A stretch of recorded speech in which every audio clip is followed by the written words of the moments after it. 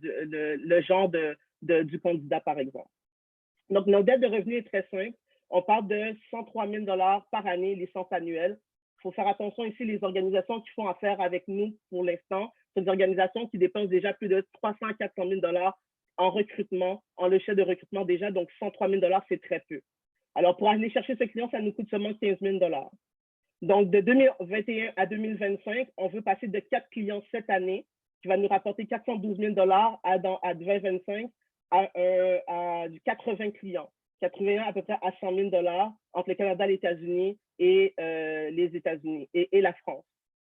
Donc, plus à venir. Donc, on est vraiment scalable, comme on dit. Donc, on veut intégrer des nouvelles applications de gestion. On veut intégrer les questionnaires pour pouvoir intégrer la rétention des employés de la diversité au travail.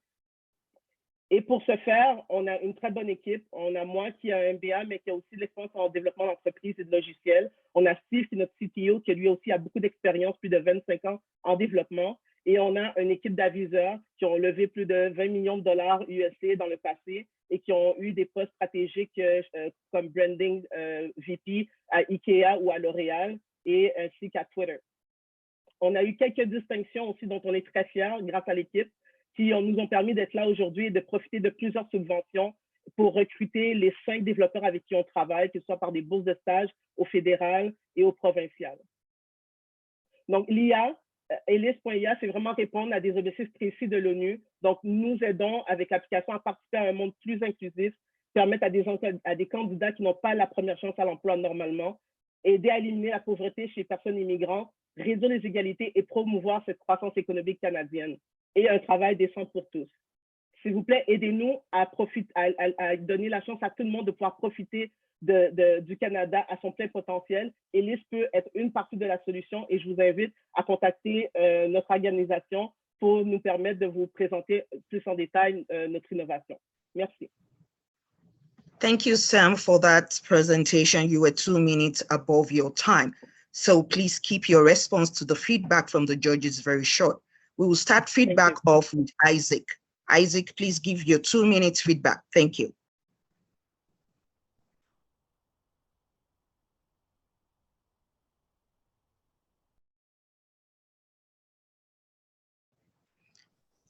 Okay, so let's move over to Name while we're waiting for Isaac. Name, could you give your 2 minute feedback, please? Thank you. Sure, yes. Hi, Sam, thank you for that presentation. I think you have a great product and a much needed product for sure. I think your presentation was fantastic. I like how you structured it. It was very organized. You introduced your product, you introduced the problem, you shared some research, you took a look at the competition and your roadmap. So I think that was very well done. I would have a few questions. I don't know that we have time for you to answer the questions, but maybe just some feedback for future presentations that you can incorporate. Is your product available in English and French? Yes. Yes. How does your product pull together the candidates that it proposes to organizations? How do you come up with that pool of candidates? We do not provide a pool. We extract data from HR software that already existed in the business. So they already have a recruitment software that they use. So we are an API, so we extract the data, we analyze it, and we provide more information. Okay. And for companies, then I would say that don't have that recruitment software, is that, part of the recommendation that they have to pair that along with this in order to have candidates. And then my other question would be around, is your product helping with gender diversity and racial diversity, both? Yes. Okay. And then the last point of feedback that I would have is, I know in my organization, one of the challenges we face is that self-identification is voluntary. And so we don't have 100% information on all of either our own employees or the candidates that we're recruiting, because not everyone opts to identify whether it be their gender or their racial diversity. So I would, in future presentations, perhaps suggest to incorporate how your product might account for that gap in information that's available.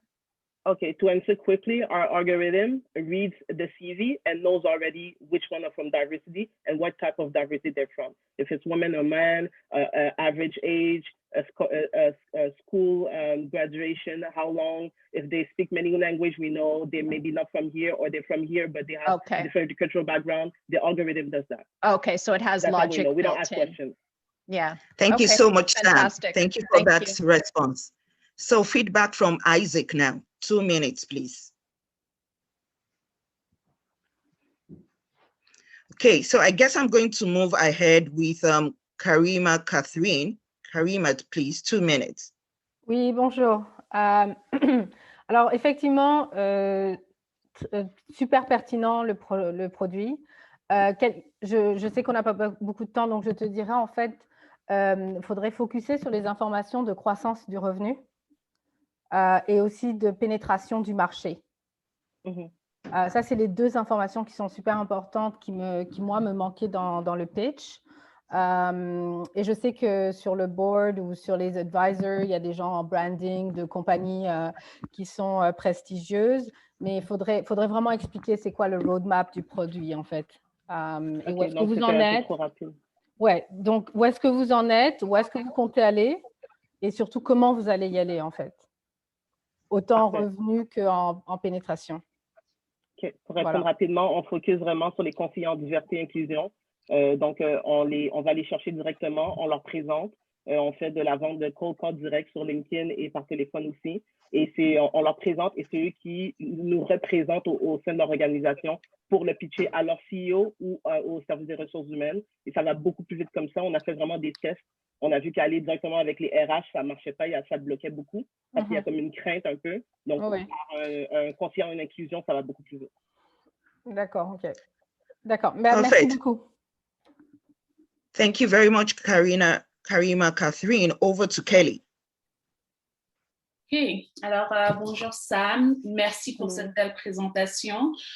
Écoutez, je n'ai pas de questions pour vous. C'est juste pour dire que cette niche de la diversité et de l'inclusion me fascine énormément et surtout quand c'est, je veux dire, jointe à la technologie comme vous l'avez si bien fait dans votre présentation.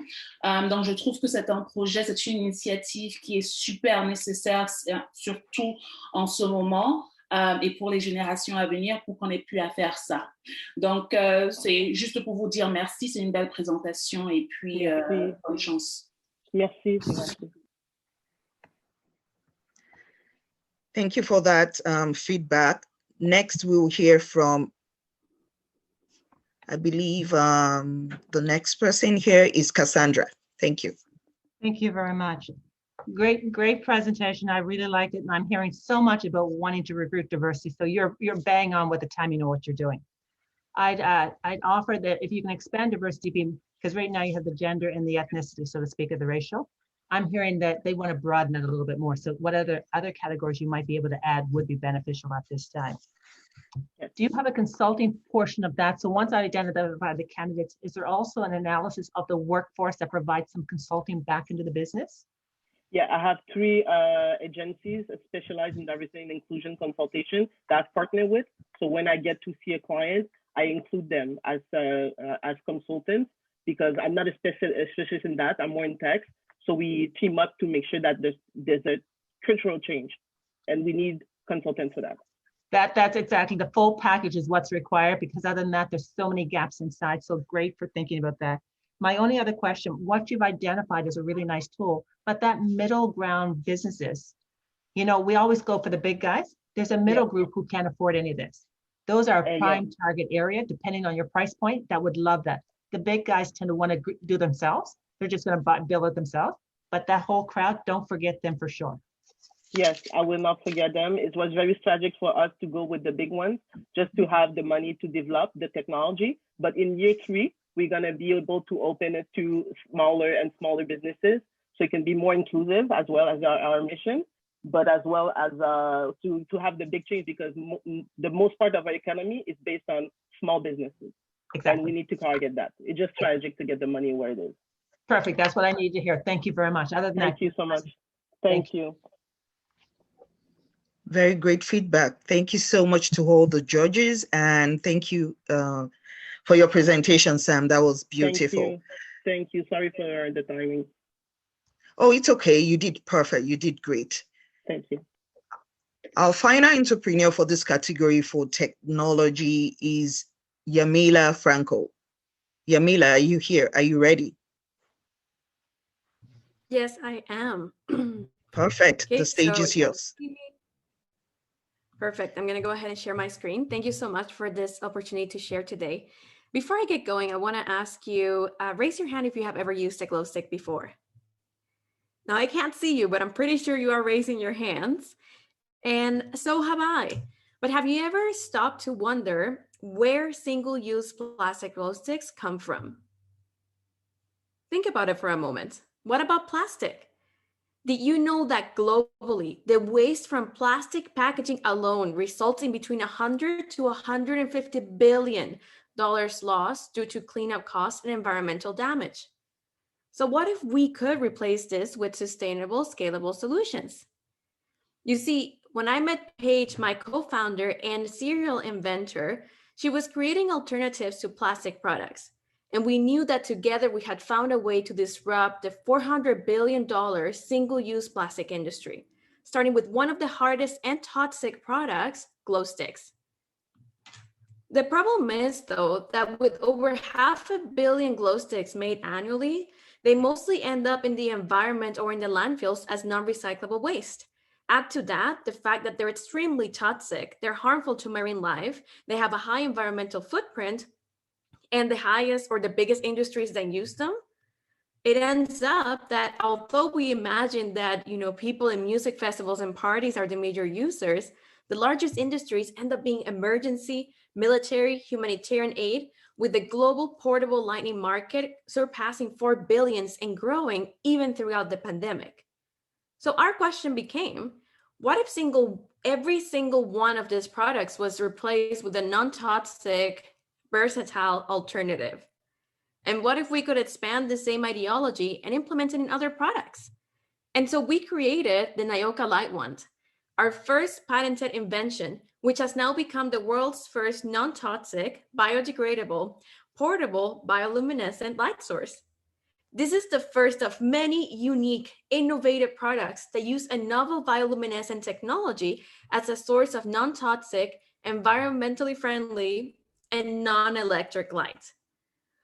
The best part of our innovative products is that everything else has also been designed with the earth in part. From our casing to novel desiccants, our products are being developed to follow a circular economy model. And circular economy, what it teaches us is that a way to reduce waste or eliminate waste from our systems is to use it as a resource. And on top of that, through our products, we have found ways to capture carbon emissions along the way. Again, reducing the environmental impact of our product from the whole production line. Our vision for our design lab is for this to be a foundation for many disruptive innovations that will lead the future of biotechnology and circular economy. Our goal is to take over the market as fast as capital will allow. And although audacious, this is reasonable because we're the first and only to market a sustainable alternative. And last year, 2020, the start of a Canada-wide ban of single-use plastics with commercial alternatives was also announced.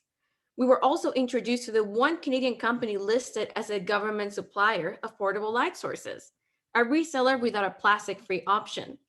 So where does that leave us? Well, in less than 3 years, we've taken our novel technology from a lab concept to a successful oversubscribed Kickstarter project. We now have 2 successfully commercialized products, and we're growing our company and position it for global success. We are in the process of meeting the specs required by NATO, such as industry standard duration, and adding more various color options to diversify our offerings in the market. We have early interest with defense, humanitarian aid organizations, and especially after being welcomed as a signatory into the United Nations Global Compact, through our work to advance the UN Sustainable Development Goals. And finally, we are cost competitive at scale, which is what is allowing us to advance and capture different parts and different segments of the market as we've shown in this graph. And so why now? Why is it important for us to act now? The first part is that we have a unique opportunity with sweeping plastic bans across the globe, a high demand for sustainable ethical products growing from consumers, and increasing government support for clean tech and innovation. Our company is uniquely positioned to access non-dilutive funding as well as the interest of various investors. And in terms of our advancing technology, our solution, the Nyoka Light One, has been patented in Canada, and we just got our patent last week, actually. We filed for patent as well in the United States, as well as in the European Union, which is where our largest markets reside. We have various partnerships secured, and we're co-developing a technology with leading bioluminescent development companies. And we're using diversity as a strategy because we understand the power of maintaining our company being a female-led and female-owned company as well. So we might be a young company, but we have traction. Our global network of support includes MIT, the BioSummit, Cambridge Innovation Center, Project Zero, among others, and most recently, Startup Canada after winning the 2020 Canadian Export Challenge. Thus far, we have received $200,000 in non-dilutive funding, and we just secured $320,000 in investment from our first institutional investor, IndieBio, a leading global accelerator program for biotechnology companies. We also launched our minimum viable product, and we've secured $15,000 of early revenue from combination of our Light One as well as our other products in the market. And this is one of my favorite stories. This is one of our first paying customers who actually used the Light One in a NASA-backed mission simulation in Mars. How cool is that? So when it comes to our financial projections, we are expecting by the end of 2021 to cross our first 100,000 in revenue.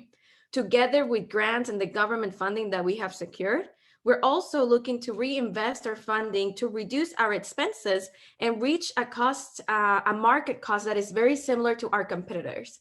And the best part is that we've now secured them through our testing. We know that if we scale or when we scale, we will be cost competitive, which will mean that it will be more accessible for us to secure those markets, and we'll be cash flow positive by 2022. Our team is diverse, female-led, and is made of global experts with previous startup and scale-up experience.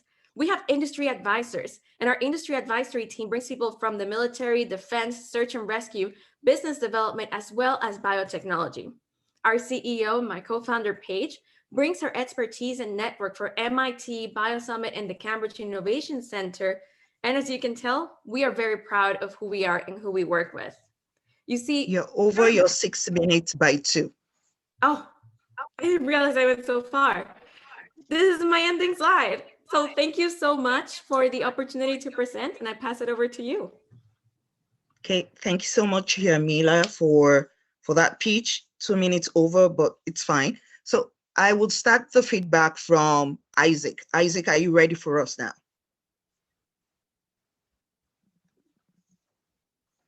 Isaac? Yes, I am. So, and I do apologize for that. Did everyone hear me? Yeah, perfect. First off, congratulations, great presentation, well illustrated, and it's great to see even the social impact and mission that you have behind it. I noticed from your last slide, so your current raise, so the first raise that you did, I guess that was a seed round, was that initial seed round? So is this a bridge round or a Series A 1 million that you're trying to raise? Is the first question. And I saw towards the end the aspect of licensing. Is that the area you want to focus on, or is it to penetrate the client as a B2C, or do you see this as a B2B or licensing platform? We see it more as a B2B because right now we've received more interest through emails, through our network and referrals from different people in search and rescue, for example. But an order from the search and rescue, it's pretty big, much different than B2C because we already sell B2C. So in order for us to fulfill those orders, we've realized that if we want to maintain our standards of circular economy, sustainability, it takes an initial investment or out end because those infrastructures for us to scale have not been built here. I'm in the West Coast. And so that's where that will go to, together with a licensing strategy, which is what we really hope to expand on, to go into Europe and to be able to distribute through the United Nations, for example. Okay, thank you. Thank you, Isaac. The next feedback will be from Cassandra. Thank you very much. Great presentation. I was very impressed with the whole movement that we're going into, this whole clean tech and the thing around the circular economy. My question, however, is one of the things I realized is that the circular economy in Canada and US is not taken off as fast as in Europe. So would you not make Europe so your first entry in and get the big splash there? Because we seem to be, and COVID's pushed them back even farther. So here it just doesn't seem to be moving as quickly.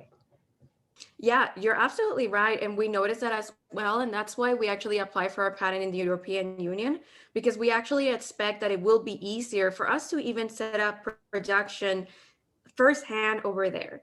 And so, however, we are also getting interest from the Canadian government as well from defense, who already has pressure to transition from using their typical plastic products towards sustainable alternatives. So it's a dual strategy where we are focusing more in in Canada, which is where our advisors can really facilitate the connections, but we are preparing to access the European market. Okay, perfect. Where's the production actually being done as you produce there? Is there a production facility someplace? Yeah, we have a production facility. So we are part of a makerspace actually in Courtney. And so that's where some of our products are being made, and our assembly is done in Vancouver. So we have an external assembly facility. Okay. And then and the last thing is some of our products are made by our partners who are also based in the US. Okay then. Now I know, last question, I know the Canadian government was really big and they're talking clean tech in a big way. Is that part of the super clusters, or is that a separate entity altogether that they're trying to fund? So the funding we've gotten has been more from NRC IRAP and the support. However, we are starting to tap into the technology supercluster in BC. Just recently, we secured a partnership with a firm that works more with intellectual property development, and the technology supercluster is involved in that space.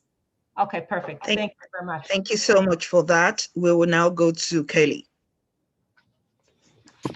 Hi, Yamila, and thank you so much for this great presentation on clean tech. It's needed, yeah.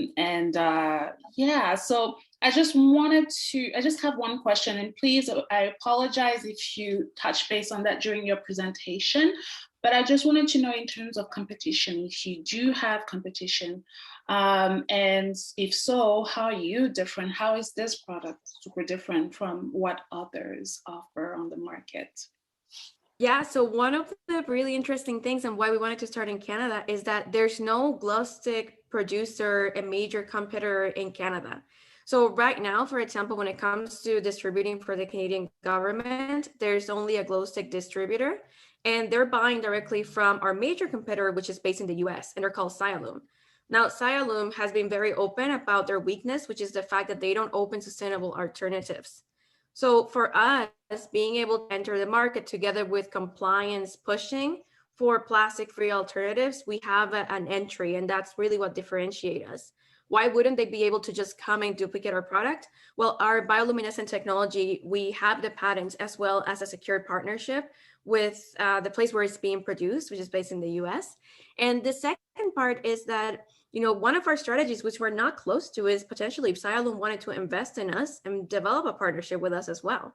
We're very open to discuss with them, so if they're listening. Awesome. Thank you, Kelly. Over to Karima Catherine. Yeah, hi, Yamila, thank you. So very quickly again, very interesting, super pertinent clean tech, environment. I have a couple of questions, and they mostly be how to maybe precise your pitch. Would be the market opportunity. I know you touched on it, but I would want to know more. I would want to know how much it actually, from a dollar perspective, how much, or euro perspective, how much you're looking at. You said that you won the export challenge from Startup Canada. I would have wanted to know a little bit more about what what is your plan for that, specifically because you said that your biggest market or more potential market is Europe. The other thing I think would be the provision in revenue was interesting where you're at, but I would like to know more. I know you're raising, but I want to know, okay, so how much money are you going to make, but also who, from who? You know, is this going to be grant? Is it going to be loans? Are we talking about securing procurement opportunities within the government? Like, I want to know more of that stuff, specifically because it's B2B, right? And then I love the fact that you're using diversity as a strategy. I said, keep it up and make that your thing. So that's all I have for feedback. So well done. Yeah, so thank you for those questions. Really big procurement opportunities we have found have actually been linked to being diverse suppliers. And so right now we're in the process of securing the diverse supplier certification together with B Corp. And for us, we're pretty much on track to getting the B Corp. So that opens doors for us. In terms of the market, I mentioned different market sizes. And the reason I did is because portable lighting is 4 billion. I personally don't find 4 billion being that big, but I do find that the whole single-use plastic market is bigger. Also, the circular economy market is way bigger. So really, when we look at just a light wand, if we're able to secure, portable lighting and use our technology in different ways, not just as a glow stick, that's where we're heading with the technology development. And so with our revenue right now is very low because as a pandemic pivot, we actually had the idea to just start distributing in music festivals. And last year was going to be the year where we'd be like at Shambhala and in Burning Man, which some of these festivals have also banned plastic glow sticks. So we had a clean entry there. We had connections. When things shifted, we just decided to go the highest level of compliance, which was if we get our product tested and certified, we can sell to the government, but not just here. We can sell in the US. We can go to European Union, United Nations. So that is really what's our strategy right now. Depending on COVID, that will change because we are ready to go into more recreation, party, family markets, and we're selling B2C. But for now, it's government and search and rescue will be our primary market. Okay, thank you. Amazing feedback. Thank you. So thank you so much, Casey, for that question and feedback. Next, we'll hear from them. 2 minutes. Yep, thank you. Thanks, Yamila. That was a great presentation. Very well organized, simple, impactful message, and extremely relevant area to solve for, given our current focus on plastic reduction in our country and in the world. And I would 2 asks I would have if you were to, present this in another forum. I think that you could touch on. One would be the lifespan of your product in comparison to your competitors. I know you touched on costing and being cost competitive, but I would also like to know more about the lifespan of your product. And the second, I know you're looking at this niche area of the market, but the plastic problem is so big and so relevant to so many different organizations and in so many different industries that I would probably encourage you or suggest that you include some content on how you would, once you get handle of this niche area of the market, how you would take your product and your knowledge and your certifications to expand beyond that, because there is just so much problems that need to be solved when it comes to plastic, for sure. Thank you. We'll do that. Thank you. Excellent feedback. So thank you all. The judges have a tough decision to make right now. Judges, please kindly connect to your private deliberation room to discuss. And this brings us to the end of this category. The next session will begin at 4:45 p.m.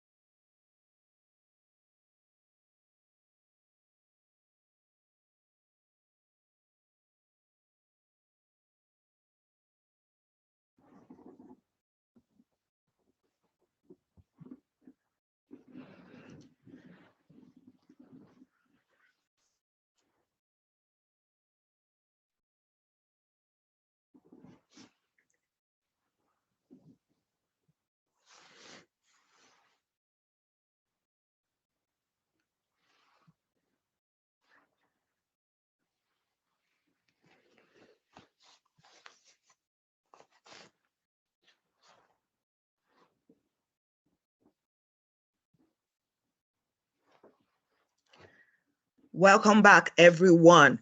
We will now jump to creative art.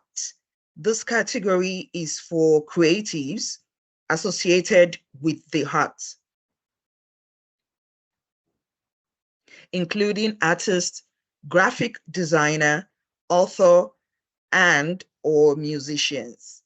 In this field, our entrepreneurs will be Ophenik Begun Leroy, Abi Ajibola, Eliana George.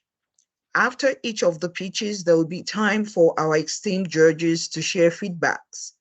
Our judges are Catherine Adai, CEO of Kela K, Patricia Bibia Mawa, the Executive Vice President, Silver Trust Media and Afro Global Television. Our third judge is Sylvia Gassana, the Regional Director, FEMISOL. And we've got Karen Grieve-Young, the CEO of Futurepreneur. And our last judge in this category is Lola Olorunfemi, the CEO, DSG Health Consulting Incorporated. As a reminder, for French participation, please select the interpretation button at the bottom right of your screen and choose the French translation option. Our first pitch will be delivered in French, and the following two will be delivered in English. So right now, I would like to start with Ophenik Begun Leroy. Are you ready? Yes, hello. I am going to share my screen. Je vais partager mon écran. Please go ahead. Okay.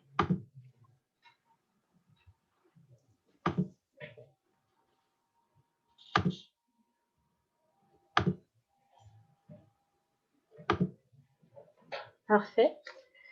Bonjour, chers juges. Je m'appelle Orphanie Bégan-Leroy et aujourd'hui, je vous présente ma compagnie, Les Poupées d'Or, dont la mission est d'apporter une diversité et une représentation plus que nécessaire dans l'industrie du jouet en commercialisant de belles poupées noires aux cheveux afro.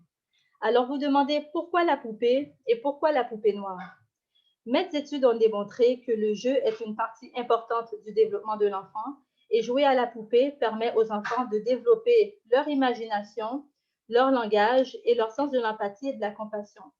La poupée en elle-même est une représentation directe de l'enfant qui transpose son identité sur son jouet, d'où l'importance que la poupée reflète les caractéristiques physiques de l'enfant, parce que la poupée vient en quelque sorte valider l'apparence au niveau de la couleur de sa peau, de la texture de ses cheveux et autres aspects de son corps, comme son nez, ses yeux et sa bouche. Donc, les poupées d'or, nous faisons croître la fierté chez les enfants noirs et nous renforçons leur amour-propre dès le bas âge avec nos poupées. Alors, il y a environ 7,7 millions de consommateurs ethniques au Canada, 1,2 million de personnes noires sont canadiennes, 34% des couples ont des enfants et ce chiffre est appelé à presque doubler d'ici 2036. Juste à Montréal, il y a 180 575 personnes noires. Malgré ces chiffres importants, le marketing multiculturel ne fait pas l'objet d'une attention suffisante dirigée vers cette démographie. Et la preuve, rentrez dans un magasin de jouets et vous allez voir, moins de 10% des jeux reflètent la diversité des enfants de la population canadienne. Moins de 5% des poupées offertes sont noires et de ces 5%-là, moins de 3% de ces poupées noires ont les cheveux en afro, la majorité ayant malheureusement les cheveux lisses. Donc, il existe un fort potentiel de marketing au Canada, surtout dans l'industrie du jouet. Les Poupées d'Or a donc décidé d'aller chercher cette part de marché et de combler cette lacune par la mise en marché de belles poupées noires aux cheveux frisés et afro pour que les parents puissent contrer les messages négatifs circulés à l'égard de la beauté noire et affirmer à leur enfant « Oui, tu existes, oui, il y a des gens comme toi dans le monde et oui, tu comptes autant que n'importe qui d'autre. » Donc, nous ciblons les enfants canadiens noirs âgés entre 2 ans et 9 ans et notre acheteur type est la femme noire âgée entre 25 et 44 ans. Donc, actuellement, 85% de notre marché elle est francophone et montréalaise et nous comptons expandre vers les autres provinces du Canada telles que l'Ontario. Nos produits se distinguent de la compétition, entre autres par leur qualité et par leur prix abordable. Nos prix varient entre 24,99 et 49,99 versus une même poupée qui est vendue sur Etsy pour 70 $ par exemple. Et malgré tout, notre marge bénéficiaire est d'au moins 30%. Ce qui rend notre produit unique, en plus des belles coiffures originales et de certains vêtements rappelant la terre ancestrale, l'Afrique, ce sont les fiches d'affirmation positive qui accompagnent nos poupées, contenant des messages valorisants que les parents peuvent répéter avec leurs enfants à chaque jour. Ces fiches viennent en français, en anglais et en créole haïtien et seront même offertes bientôt dans d'autres langues comme l'espagnol, le lingala et le portugais. Donc, pour aller chercher notre clientèle cible, nous assurons une présence constante sur nos pages de réseaux sociaux où nous avons un total de plus de 7000 abonnés et nous focalisons notre publicité sur des groupes où notre marché cible est présent en très grande quantité. Par exemple, le groupe de Black Montreal qui possède à peu près 2000 membres. Avec une annonce dans ce groupe, nous avons pu générer 4000 $ de ventes en juin 2020 et plus de 5000 $ à la saison de Noël avec la poupée que vous pouvez voir ici qui était notre meilleur vendeur, la Imani. Donc, notre chiffre d'affaires est passé de 2200 $ en 2018 à 3600 $ en 2020 pour atteindre 12 000 $ en 3600 en 2019 pour atteindre 12 000 $ en 2020. Et ceci a été fait avec un minimum de marketing de notre part. Alors, imaginez ce que je peux faire avec un prix de 10 000 $ que je transformerai à coup sûr en 20 000 $ pour l'année 2021. Et voici comment. Par la mise en vente de nos poupées sur la plateforme Etsy d'ici avril 2021, par la diversification de nos produits, donc nous allons ajouter des poupées garçons, des tenues additionnelles pour les poupées filles, par exemple pyjama avec bonnet de nuit, des casse-têtes représentatives aussi. Nous allons collaborer avec des auteurs de livres pour enfants noirs et former des packages de livres et poupées. Nous allons enregistrer et diffuser un spot publicitaire sur la radio Centre-Ville qui a 1 million d'auditeurs par semaine. Nous allons collaborer avec des marketplaces en ligne qui se situent en France, par exemple Yeso, et on fait déjà affaire avec Nyoka. Nous allons approcher les CPE pour discuter de quelle manière est-ce qu'on peut diversifier les jeux des tout-petits et également en obtenant du coaching et du mentorat, qui est déjà le cas avec Yes Montreal et Femmes et Sort. La COVID nous force à réorienter nos efforts en ligne. Donc, la firme Day Agency Marketing va apporter son expertise avec l'audit complet de notre site web et l'optimisation totale et élaborer un plan marketing robuste pour nos réseaux sociaux et notre email marketing. Et finalement, on a bénéficié de beaucoup de couvertures médiatiques, par exemple Global News Montreal, CTV News Montreal, entre autres. Donc, et nous avons fait tout récemment le top 3 du mois de l'histoire des Noirs à l'émission Format familial diffusée sur Télé-Québec. Donc, pour faire connaître notre marque encore plus et pour nous établir en tant qu'incontournable des joies de la diversité, nous allons exploiter cette reconnaissance. Nous avons ici une entreprise qui est anti-récession parce qu'il y aura toujours des fêtes d'anniversaire, il y aura toujours Noël à fêter, il y aura toujours des baby showers. Et pour finir, ma mère qui nous a quittés en 2018, elle a fondé son école en 1997 et elle croyait qu'éduquer un enfant, c'était changer l'avenir d'une société. À ce jour, son école accueille encore plus de 400 enfants et est située en Haïti. Donc, moi aussi, je suis persuadée que rendre un enfant noir conscient de sa valeur et confiant en lui-même, c'est la clé pour créer cette société dont nous rêvons tant de demain. Et un prix comme 10 000 $ m'aiderait à mener à bien ma mission. Merci énormément. Excellent presentation. Thank you, Ofeni. We'll open it up to judging feedback, and I will be starting with Catherine. Catherine, your feedback, please. Hi. That was a wonderful presentation. And as a mom myself, I have to agree with a lot of the points that you made in your presentation. I know you didn't touch much in terms of competition in there because my children actually also have dolls very similar from another company here. So I see some similarities in terms of pricing and your packaging and your communication around it. So I know the competition isn't very high, but it's there. But I do think your dolls are scalable. What I like about them really is that the features are more defined than the ones that my daughter has. Okay. The ones my daughter has look a little bit more like geared towards kids. So I do like, in terms of the features, actually look like women that they can aspire to be like. I thought it was a very good presentation. I thought your scalability is great. The platform you're planning to sell on is good. Etsy to start. Are you planning on having your own e-com platform or only on Etsy? I'm actually, I do have my my own online store, and it's on Shopify. So I do have my own website, lespoupedors.ca, where I sell the dolls, yes. And do you, these are bought in bulk? So it's not like when somebody orders, then you go and order and then you ship it out to them? You have Exactly, they're bought in bulk. I started with buying them individually, but as the demand got bigger and bigger, I was obliged to buy in bulk, especially with the COVID. It was really hard to go into stores and to buy the dolls. So now I just moved to ordering them in bulk, which makes it very accessible, even in times of COVID where the stores are closed, where here in Quebec, for example, toys are considered as non-essential products. So if I have them in bulk, they come straight from China to my home. I personalize them and I can still ship them because Canada Post is still working. And we're also working with a local distribution company. So we're always in business.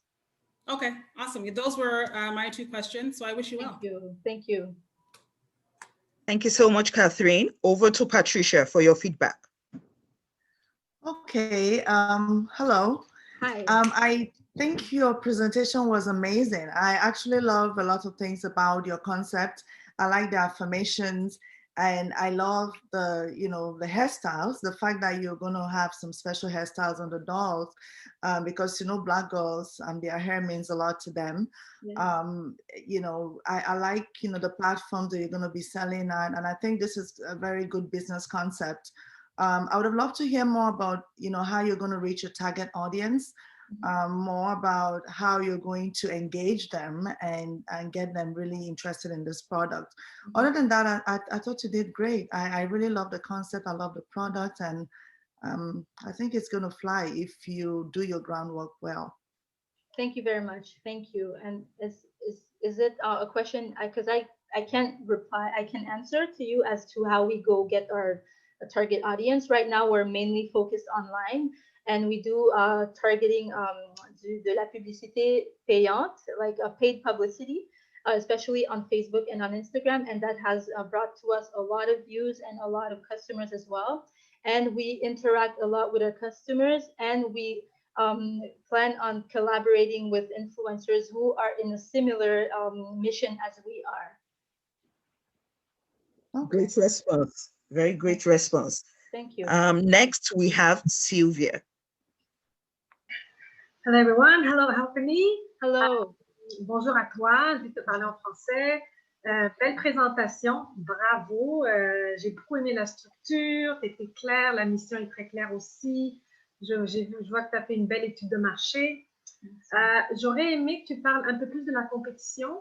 Je trouve que ça n'a pas été mentionné exactement comment tu te distingues. Est-ce que tu as d'autres entreprises qui font des poupées noires aussi, ou est-ce que tu es la seule? Comment tu te distingues? Ça, j'aurais peut-être aimé avoir un peu plus d'informations là-dessus. Puis, c'est quoi ton objectif, par exemple, sur une année? Où est-ce que tu te vois en termes de chiffre d'affaires? Tu as mentionné beaucoup de stratégies, mais à un moment donné, il faut quand même focuser pour la première année. Je me vois à tel chiffre d'affaires, de vraiment pouvoir avoir une certaine structure en termes de vente, 1 an, 3 ans, 5 ans, puis vraiment définir c'est quoi ta stratégie de croissance pour la première année. Parce que tu as mentionné beaucoup de choses, mais juste de pouvoir avoir le focus là-dessus.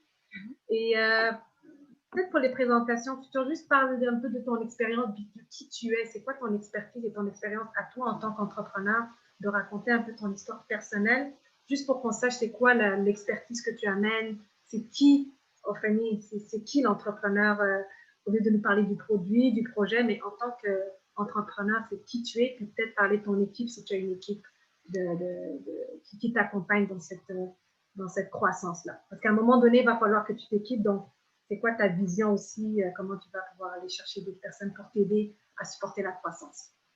Parfait. Merci énormément. Merci pour cette belle intervention. Et en 6 minutes, il y avait tellement de choses à dire, donc j'ai cru que, bon, moi, en tant qu'entrepreneur, oui, je suis entrepreneur, j'ai une aspiration, j'ai une mission. Je veux vraiment servir à élever les enfants afro-descendants et noirs, parce qu'on sait que dès qu'ils sont tout petits, ils sont déjà conscients en fait de leur couleur de peau, de la différence qu'ils ont entre eux et leurs autres petits amis. Donc, c'est là qu'il faut déjà commencer à les édifier en fait pour qu'ils soient fiers de qui ils sont. Donc, en termes de compétition, oui, il y a quelques autres compagnies à Montréal qui le font et j'en suis très consciente. Le concept est le même, mais justement, et c'est pour ça que j'ai inclus les affirmations, par exemple, en anglais, en français et en créole, et on va avoir d'autres langues aussi, parce que je veux vendre plus qu'une poupée. Je veux que les parents aussi soient impliqués avec l'enfant pour qu'ils puissent construire l'enfant aussi et diversifier nos produits. Par exemple, vendre des casse-têtes, vendre des poupées garçons aussi, parce que ça, c'est très en demande. Et ça, c'est quelque chose que la compétition n'a pas encore. Et en termes d'équipe, pour l'instant, en fait, c'est moi, c'est mon mari et moi, parce que nous faisons tout à partir de la maison. Et justement, avec les 10 000 $, on va pouvoir aller chercher, engager, par exemple, une personne qui va s'occuper de la confection des vêtements, ce qui est déjà le cas. On travaille en fait avec des personnes contractuellement. Et on n'a pas une équipe fixe, donc c'est vraiment telle personne qu'on va voir qui fait les vêtements, etc., etc. Donc c'est vraiment comme ça qu'on fonctionne. Et sur le long terme, sur un an, c'est vraiment de multiplier, de passer de chiffre d'affaires de 12 000 $ l'année dernière et de doubler ce chiffre cette année. Avec le 10 000 $, on ira à coup sûr à 20 000 $ parce que c'est un produit qui se vend de lui-même. Et vraiment, notre but, c'est de devenir un incontournable dans tout ce qui est jouets représentatifs et pour les enfants ethniques, autant surtout sur les plateformes en ligne, parce que aujourd'hui, c'est vraiment là que le focus se trouve. Thank you so much, Orphany. I could, the passion is there when you're speaking in your language, right? Yeah. So over to Karen, please, 2 minutes for your feedback. Okay, sorry for that. Thank you very much, Orphany. That was wonderful. And I am happy that I speak un peu de français so that I could hear you some in your mother tongue, because I agree. I could see the animation in your face when I was hearing your presentation by translation, but actually hearing you in French, everything comes to life that much more, which is brilliant.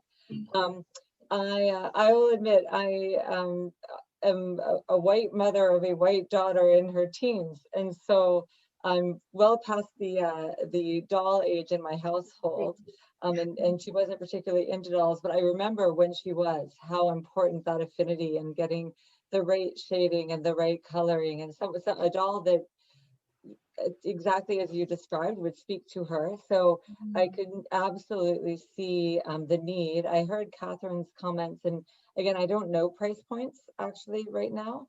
I did hear in your presentation that one of the ways that you're differentiating is not only the exact look of the doll with their hairstyles and their outfits, but also that you have positioned yourself at a lower price point than a lot that's on the market. So I think that however you can differentiate is really important. And if that's one of your differentiators, that's fantastic.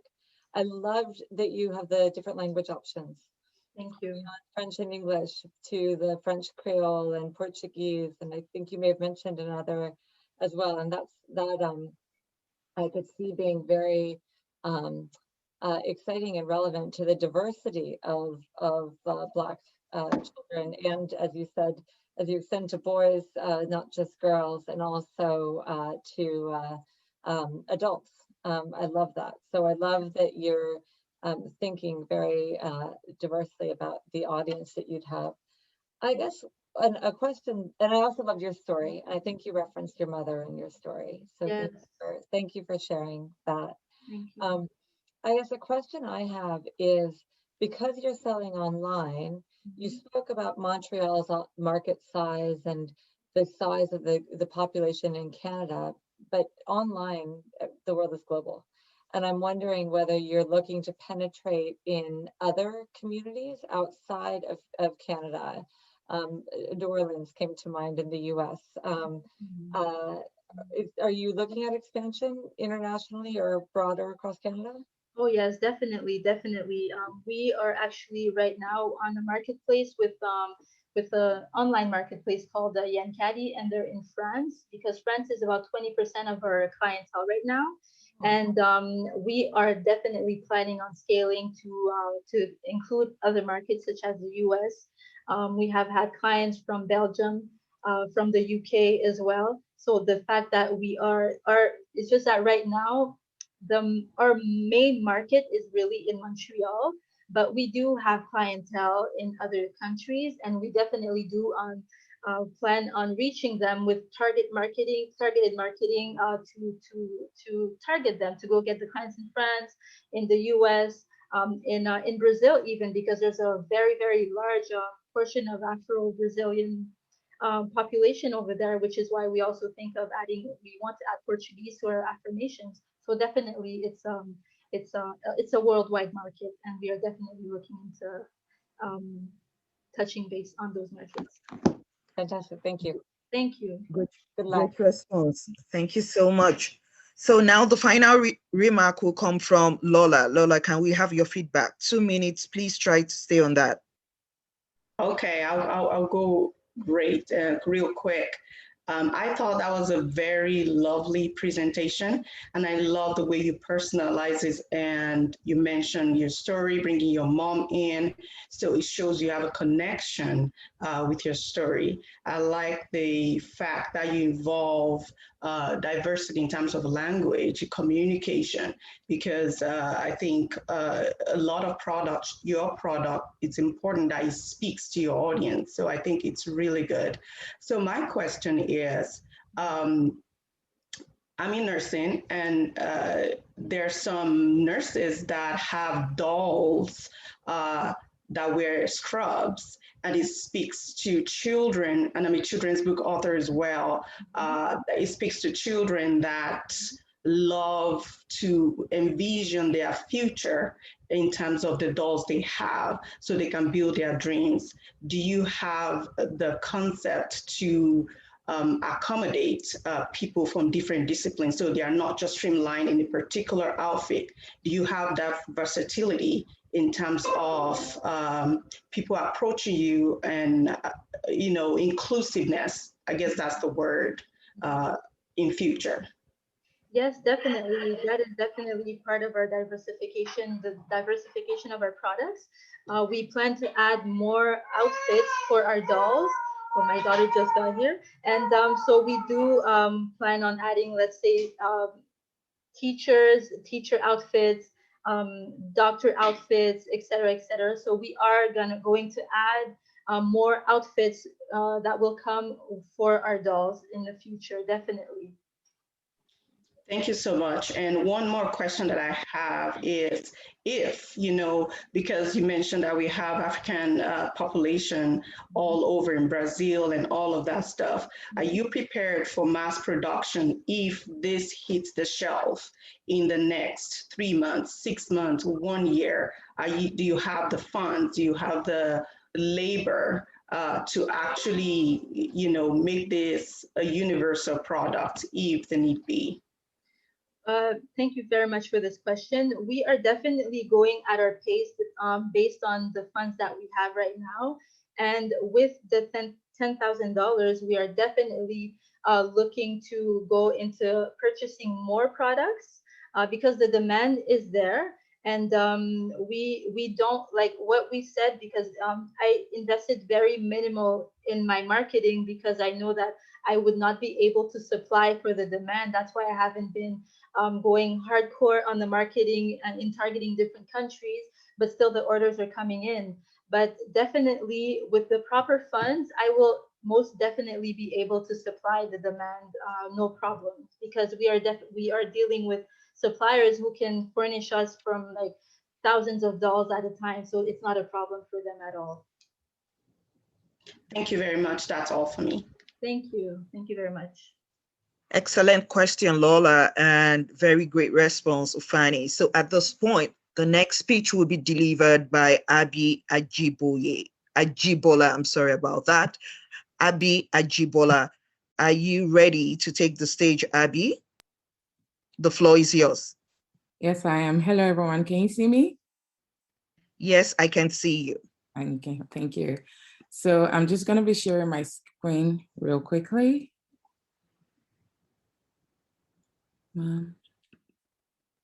Please confirm you can see my screen.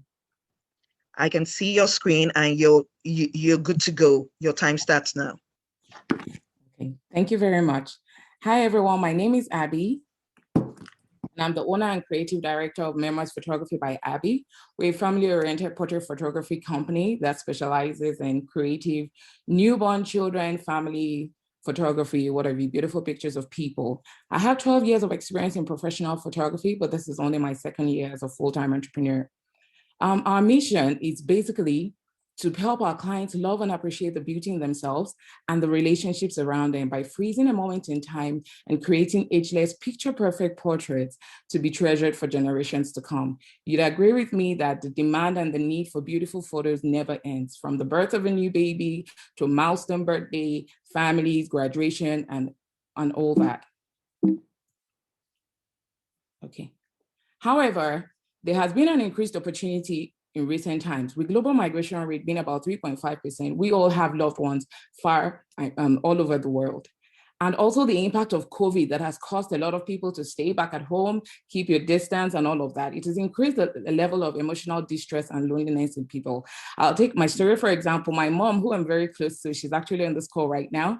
It's been almost 2 years since we last saw, and it's been very emotional for even my kids and I. You know, we only speak on the phone, but we haven't seen. We applied for a visa for her to come visiting less than almost a year ago. And thank God she finally got the response yesterday. And you should have heard her being so overjoyed in the fact that she could come to see her grandkids. So it's a tough time for a number of people.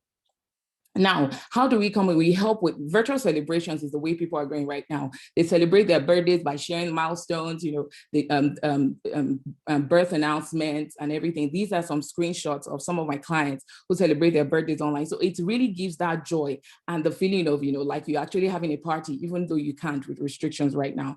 Our target market are basically females between the ages of 20 and 59 years old. They have a taste for high quality and value for price. They're family oriented and they value relationships. They have an average minimum household income of over $60,000 and they enjoy personalized services. They don't just want anyhow, any kind of product, they want personalization. Why are they going to buy from us? We believe our competitive advantage is the excellent client testimonials we get. About 70% of our clients come through referrals, and we think this is a great testament to our performance. The personality, as the lead photographer, I have a personality that draws people in and that always shines through and gets them every single time. Personalization is also one of the beautiful things we do. We don't just take pictures for anyone.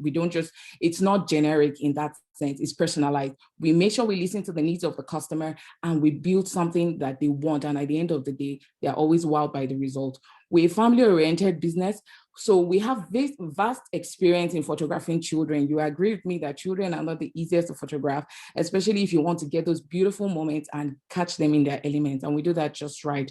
Also, we are committed to innovation and creativity. It's never the same in Memoirs Photography. We have high online visibility and engagement with over 7,500 Instagram followers. This is a major funnel for us where a lot of our customers contact us as well. Great value for price. We're confident that we offer great value for the price that we charge. And we have a deep understanding of the African immigrant community. This was a major entry strategy for us into the market in late 2019 because we understood the African immigrant community because they feel like their stories are often not told in ways that are authentic to them. So we're able to project that culture and heritage, and we do that quite nicely. Our uniqueness is also in our style. We offer glitz and glam. Most of our clients don't just want things that are plain vanilla. So we go all out to make sure we meet that need. Our strategies for growth is three-pronged. Market penetration. We get referrals already, but we're going to incentivize our customers by giving them something to refer customers to us. We're going to launch online and plastic gift cards where people can buy a session for people even from a distance. Continuous social media engagement and also in-person sales is key to us. We want to diversify our markets by aggressively focusing on paid online ads, Facebook and Google ads, growing our email list, getting more involved, more visible in our local community and Facebook groups, collaboration with businesses that also have similar target market to us, and having a physical space where not only do we have client shoots, but also consultations and sales. For the most part, before now, most of our sessions have been in paid studios, but having a space exclusively to us with the possibility of even renting out of other photographers would give us a lot of leverage. This is a project that is ongoing and that we are hoping to complete in the next month. Also, we're going to continue to develop our product in such a way that we listen to the needs of the customers and give them what they need per time. Our growth is projected, we're projecting a growth of up to $142,000 by 2022. Our 2020 performance is essentially a half-year performance because for the first half of the year, due to COVID lockdown and so many other things, we were not able to function. But since COVID, we have grown by over 100% in the monthly average revenue, which also alludes to the point I made about virtual celebrations and people wanting to appreciate themselves. With the rise up investment, we intend to complete our ongoing project, which is the studio development, invest in props and equipment upgrade, and also aggressively focus on marketing and advertising to diversify our current market. This is a snapshot of our website and our Instagram page, which are major channels and funnels through which we get our customers. Where they're able to check our portfolio and see what we're doing at the moment. Also, we also have a customer satisfaction survey that we send to our clients after every session, and this has been the outstanding performance we get from them. Thank you. Awesome. Thank you for timing yourself. You were right on time there. Okay, so we'll open the floor for feedback, and I will start with Lola. Lola, please go ahead. Hi, Abby. How are you? I'm good, thank you. Hi. I thought that was a very detailed presentation. I thought that was very good. I love the way you presented it. I would just advise you to slow down next time. However, my question will be that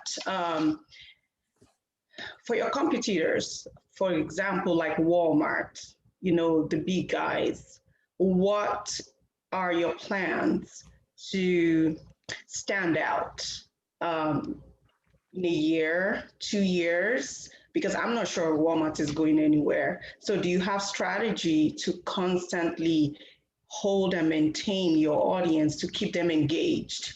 We have the audience now,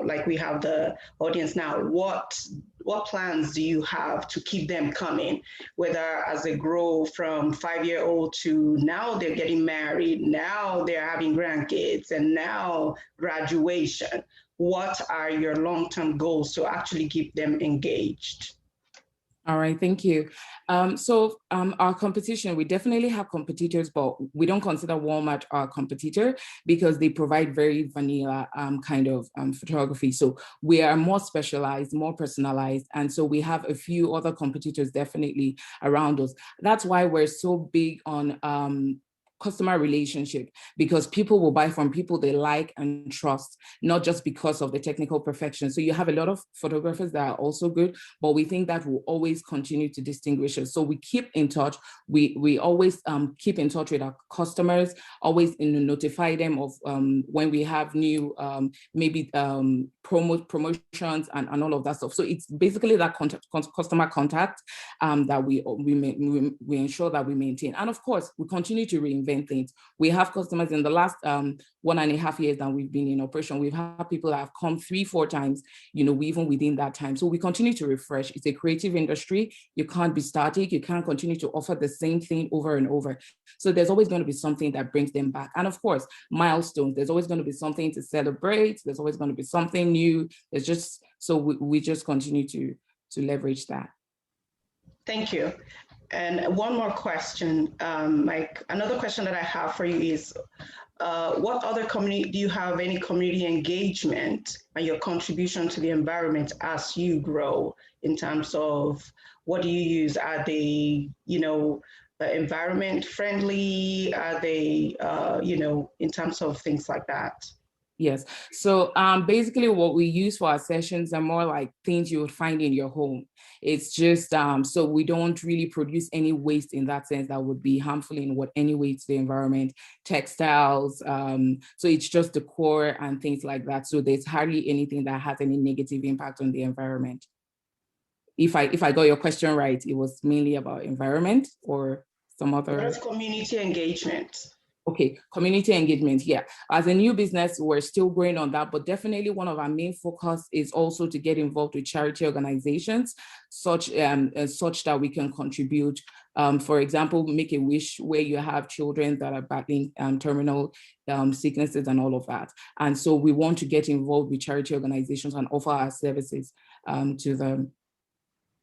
That's great. That's awesome. I love your response to that. And I think I love that vanilla versus the customized. That's a great concept.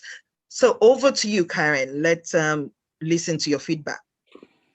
Hi, Abby. Thank you. That was beautiful. To see your pictures and why you have so many repeat customers, for sure. Thank you. I think for me, I was very impressed by the way you described your target market. You've really thought about who she, and to a large extent it would be she is, who's buying, who wants to really document and capture these memories. So I thought that was really compelling. So that was fantastic. I guess one of the questions I have, I didn't really get a sense of your sales trajectory. You kind of, and I realize that COVID makes any sort of run rate very difficult, but you had 2020 and then 2021, 2022 projections, but not kind of where 2020 came out of necessarily. And I'd love to understand better, how many customers were there? You might have had it, but I missed it. What's your price point? How many clients and customers do you have now? And how do you anticipate building that? Are you looking for more from the same customers? Or are you looking to really grow your customer base and then grow your frequency? Okay, yeah. I did talk a bit about that, but like she said, I was rather fast trying to beat the time. I missed it. I apologize. Yeah, no, I was really fast. So 2020 was our first year as a business in operations. We did start. I did miss that. Yes, by November, December 2019. So it was basically starting in 2020. So that was actually like a start for us. But as of right now, we've got over 100 paying customers. But bear in mind that photography is also something that people don't purchase necessarily frequently. So it's usually during events and stuff. So yes, we do have definitely about 100 or more customers and in terms of growth, so that 2020, like I said, was like a half year performance, because for the first half of the year, there was little or no activity, with everyone trying to understand what COVID was about, and the fear level was very high in lockdown. So that performance was more or less half year, like starting from July, and then people started getting a little bit more comfortable. But what we want to do is, to expand in our market that we already have right now, but beyond that, get aggressive in pursuing a larger market, in getting a bigger share of the pie. Because right now, like I said, it's mainly through referrals. There hasn't really been any focus on targeted advertising and paid promotions. So we're planning to do that. One of the things that has sort of slowed us down a bit is the presence of a studio, a physical space to do all of these things. Up until now, what I did was to pay for a studio lease. So I used to go to the studio, pack all of my props, go to the studio for each session and come back.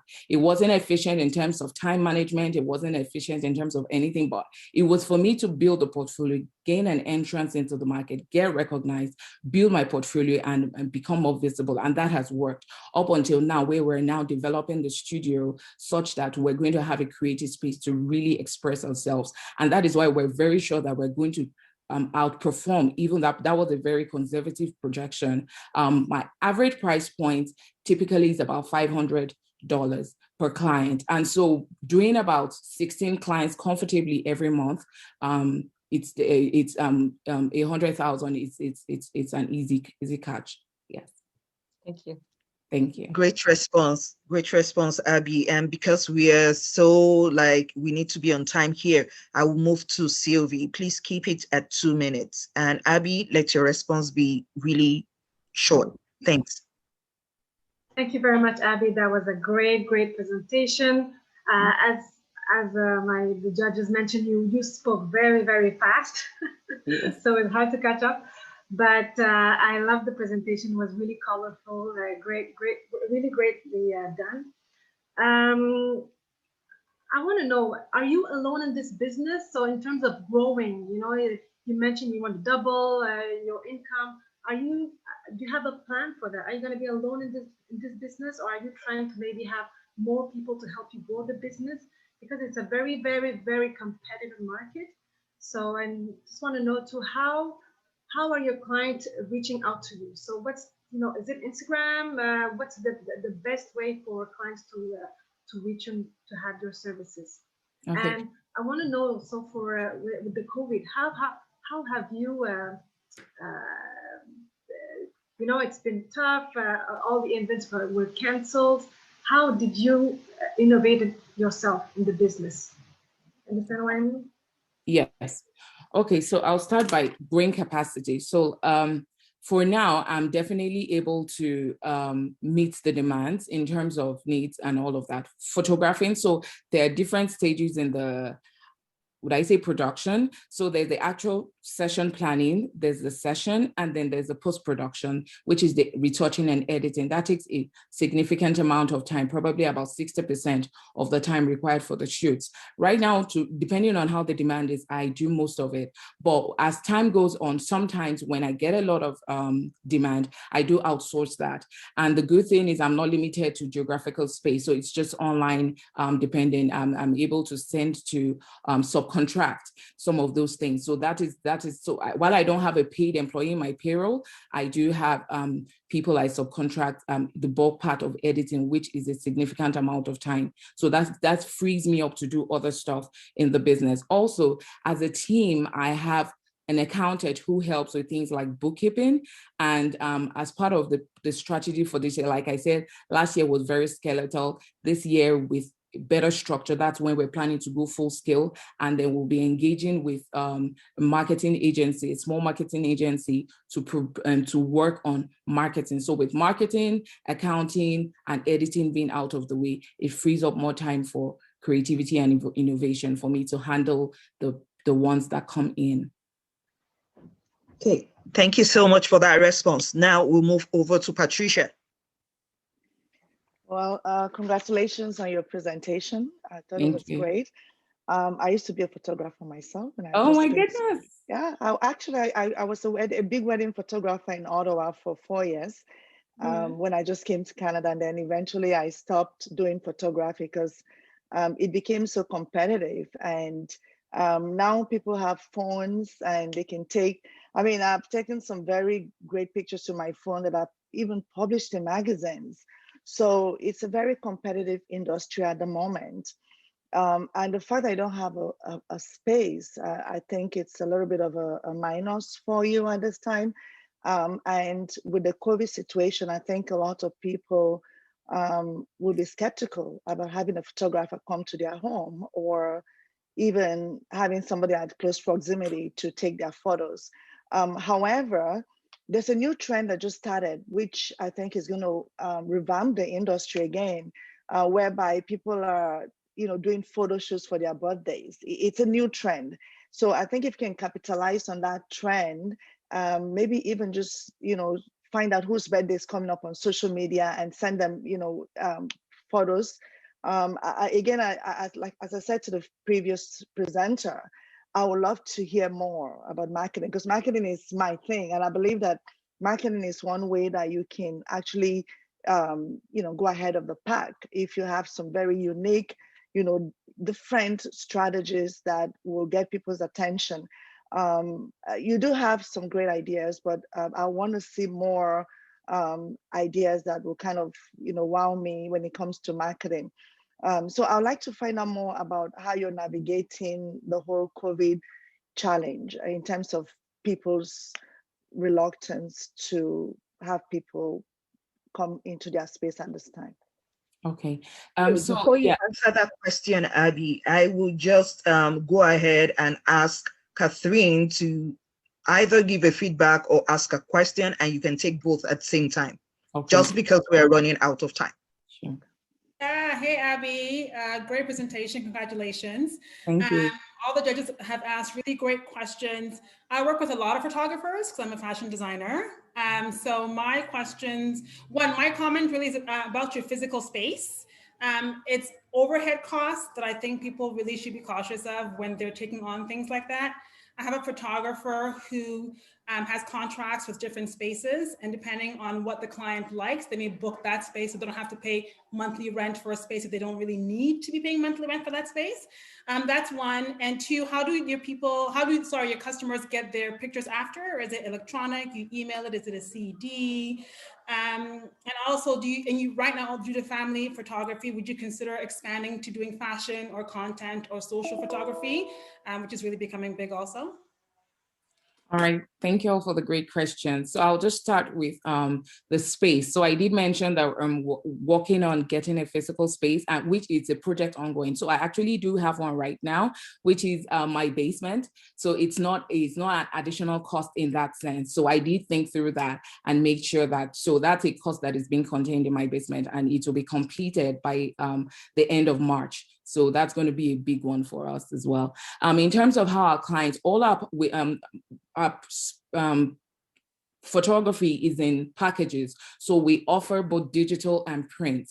And in terms of talking about competition with smartphones and everything, that is one of the uniqueness that we have attached to our product. We make sure that people go with physical images and not just digital, because anything could happen to digital images. We all have pictures we never get to print, we never get to see. We don't even have the time to sift through them and look for those photos. But when we give them those pictures in their hands, they're able to display them and remember those moments. So that is a key part of our strategy. In terms of— 1 minute more, please. Okay, in terms of marketing, like I mentioned, we're going to be working with a marketing agency to make sure that we're able to target our ideal clients. We'll be able to identify the personas of people that often patronize from us and that are likely to like our services. So we're going to target those specific clients and make sure that they get to hear from us as well. So in terms of competition, we're aware, we know about competitors, but we'll continue to focus on our strengths and continue to push for that.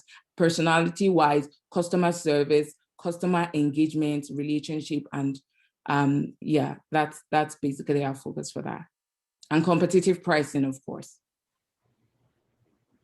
Perfect. Thank you so much for responding to that as quick as possible. Now we move to the final pitch from this category, and that comes from Ileana George. Ileana, are you ready for us? Yes, I'm ready. Perfect. The stage is yours. Come a little closer. A little closer. I have a really big secret, and today is a day that I'm going to share my secret with you. He's green and he's 9 feet tall. And he also came with some of his friends. Greetings, everyone. My name is Ileana George, and I am the creative director here at Marquee Letters Toronto. We are a custom prop rental company, primarily featuring marquee letters, custom built props, and life-size statues. Our company was founded in 2017 by my husband and myself. We started the company based on a need. Our need was we needed to support our autistic son in his journey to have IBI one-on-one therapy so that he can have a normal life just like other children. And hence this business was born. We later expanded our product line to include statues such as animals after we noticed he pointed for the first time by pointing to a starfish and pointing to other animals. It was the only time we were able to have him engage and interact with us is when he saw animals. And hence the reason our production has grown from just letters to life-size statues and animals. We are comprised of 5 people. So that's myself. I'm a self-taught prop picker and prop designer. My husband has 15 years of experience in building. We have Cheryl, who's our administrator, and we have 2 very well-mannered delivery drivers that do our setup and deliveries for us. Our mission is to create props that produce the most realistic experiences and create unforgettable memories. We want to ensure that each encounter leaves our customers satisfied, no matter what items that they use.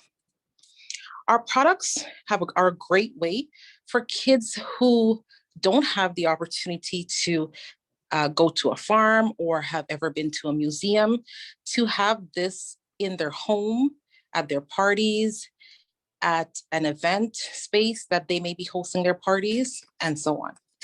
Our props are also used for grand openings, corporate events, bridal showers, and weddings. We build our props primarily from wood. This enables us to keep our costs low. It enables us to make our products customizable so we can paint them easily. And it also allows us to be able to maintain them and repair them very easily. This is one edge we have over our competitors in the market who currently carry marquee letters or letter tables. And theirs are made of styrofoam and acrylic. Acrylic is a material that if it's broken or chipped, you're unable to repair it as easily as you can with wood. You also are unable to paint over acrylic. You may be able to paint some styrofoam, but the reason we use wood is for the versatility of it, right? Our target audience are women between the ages of 18 to 44 who are trendy and risk takers. We leverage social media platforms such as Instagram, where we have a following of over 16,000 people. And we use TikTok to engage and connect with our clients daily. So this is our #1 marketing strategy. We use social media to market our products. And whenever we have a new product in stock, we host photo shoots. So we show the customer in advance how the product can be used so that they can imagine themselves using the product as well. We currently have established relationships with several vendors across the GTA.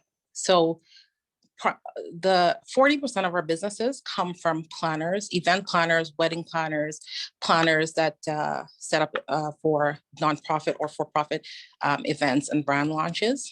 And so our relationships with our vendors is very valuable to us. We thrive on our relationships. And because of that relationship, we were able to pivot our business in the heart of the pandemic to come up with new ideas to service our clients safely. So when the pandemic hit, we were able to set up outdoor setups for drive-by parties. And so we still were able to sustain some income during the pandemic safely.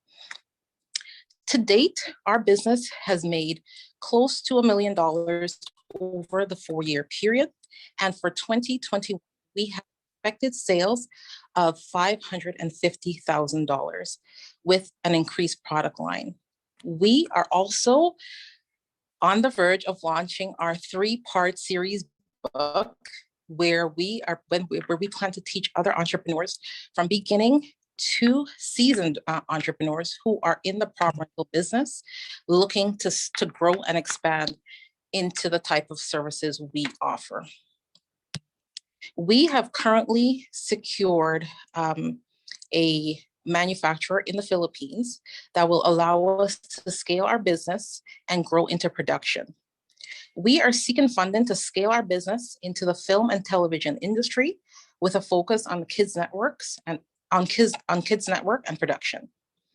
This type of expansion will allow us to do what we love most, which is supporting Autism Ontario and supporting charities that support children with autism. So by expanding our business and expanding our revenue, we can donate more than the 10% that we currently do. Our end goal is to support 2 to 3 families entirely who typically need $86,000 to facilitate therapy for their children. Thank you. Great presentation, just right on time. So we'll now we'll start the judges' round of feedback, and I'm going to start with Catherine. Hi, Leanna, how are you? Good, how are you? Good, that was a wonderful presentation. It was very clear, very concise. I actually thought the beginning was very creative and kind of funny. How you kind of came in close and then you pulled into your friends behind you. So it's interesting that you've gone from making letters to these structures and statues. So does the name kind of not quite fit anymore because you don't only make letters? So just as of yesterday, we rebranded and we got our articles of incorporation, and our new name is now Prop Depot Inc. Okay, that's a lot more fitting, because if I went on your website somewhere, key letters, I would think that you still only did the letters. And I see where you're trying to scale to in terms of film and television and your social footprint. I just have to clarify, I think I missed the part about the sales. So you're projecting 500,000 in sales in 2021? This year, that's correct. What were your sales last year? Our sales were $180,000 because of the pandemic, for obvious reasons. So we lost over, I would say, $300,000 in sales from last year. Okay, so the year prior, so roughly your sales are between 2 and like 400,000. Correct. A year. Okay, so your projection's not way off. It's just, I think maybe add like another 100,000 or something. Yes, that's because we're anticipating those sales from the revenue from the book that we're about to launch. Okay. The only feedback really for the presentation while you were giving the numbers, I know you were, I think maybe you were recording yourself as you were going. I couldn't tell, but just to have seen maybe some charts or some graphs on the screen would have helped me to remember the numbers and kind of follow a bit better. I was trying to follow while you were talking about the sales and the projections and the 40% where, who supports you and stuff with the planners. It would have just been nice to see that on a graph while you were talking. Just me, but I'm a visualizer, and it would have just more helpful for me. But I think it's a great business idea. I see how you can really transition into film and television, and how that would really go well for kids. And I think your social cause is also very good. And I wish you well. Thank you. Thanks a lot. So we'll move right over to Patricia for our 2 minutes feedback or questions. Yeah, thank you very much for the wonderful presentation. And I do love it when, entrepreneurs have a purpose behind their business, because the reason I'm still in business is because I figured out why I'm doing this right from the beginning. And I like that your son inspired you to do this. I like the presentation. I like everything. But my dilemma is, I think that your business is doing really well. So I'm wondering if this 10,000 is going to make any difference at all. So maybe you can help me with that.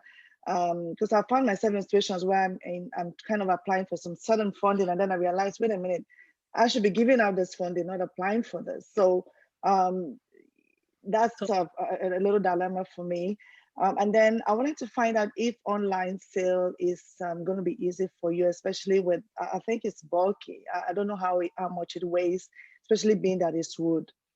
So those are my 2 concerns. Okay. But I love the product. Thank you. So what happened after the pandemic happened, we lost all our staff.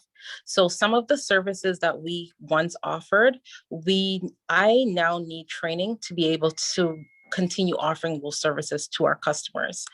We also had lots of customers that made deposits, and because we hire staff to be able to communicate with customers, we pre-ordered some of the materials that were needed to build some of those products. By giving a refund to those customers, we in turn lost a lot of money from last year, right? So we're in the negatives based on having to give so much refund to customers for products we already pre-ordered for them, right? So that's kind of one of the reasons why we are requiring the funding, to be able to retrain ourselves to continue offering the same level of service we once offered. Okay, so what about the second piece? Do you intend to have a huge online sort of sale structure, or it will just be in stores? So currently, we are working on e-commerce for our website. We are still in testing phase. It's available right now, but we're having some technical difficulties in that customers from Ottawa are trying to order, customers from Edmonton are trying to order, and they're trying to purchase the item, but we're not quite ready for that as yet, because, like I said, because we lost some staff, we don't have the education and knowledge to be able to move the way we once moved. So we're waiting to learn. And how big is it? How big is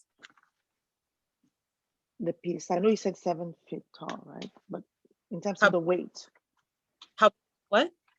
How big? How what's the weight? Is it easy to ship? Like, I'm just wondering if somebody was to order, how much it will cost for shipping? So we use a freight shipping company. So it really depends on the item that they're ordering. If it's as simple as a marquee letter, it can weigh anywhere from 10 to 20 pounds. But if they're ordering, that's not that much. Okay. Their larger product, then would use a skid, and we get a flat rate shipping fee for shipping skids. Perfect. Okay. Great response. So now we're going to move over to Sylvie, please. 2 minutes. Hello, Elena. So congratulations for this presentation.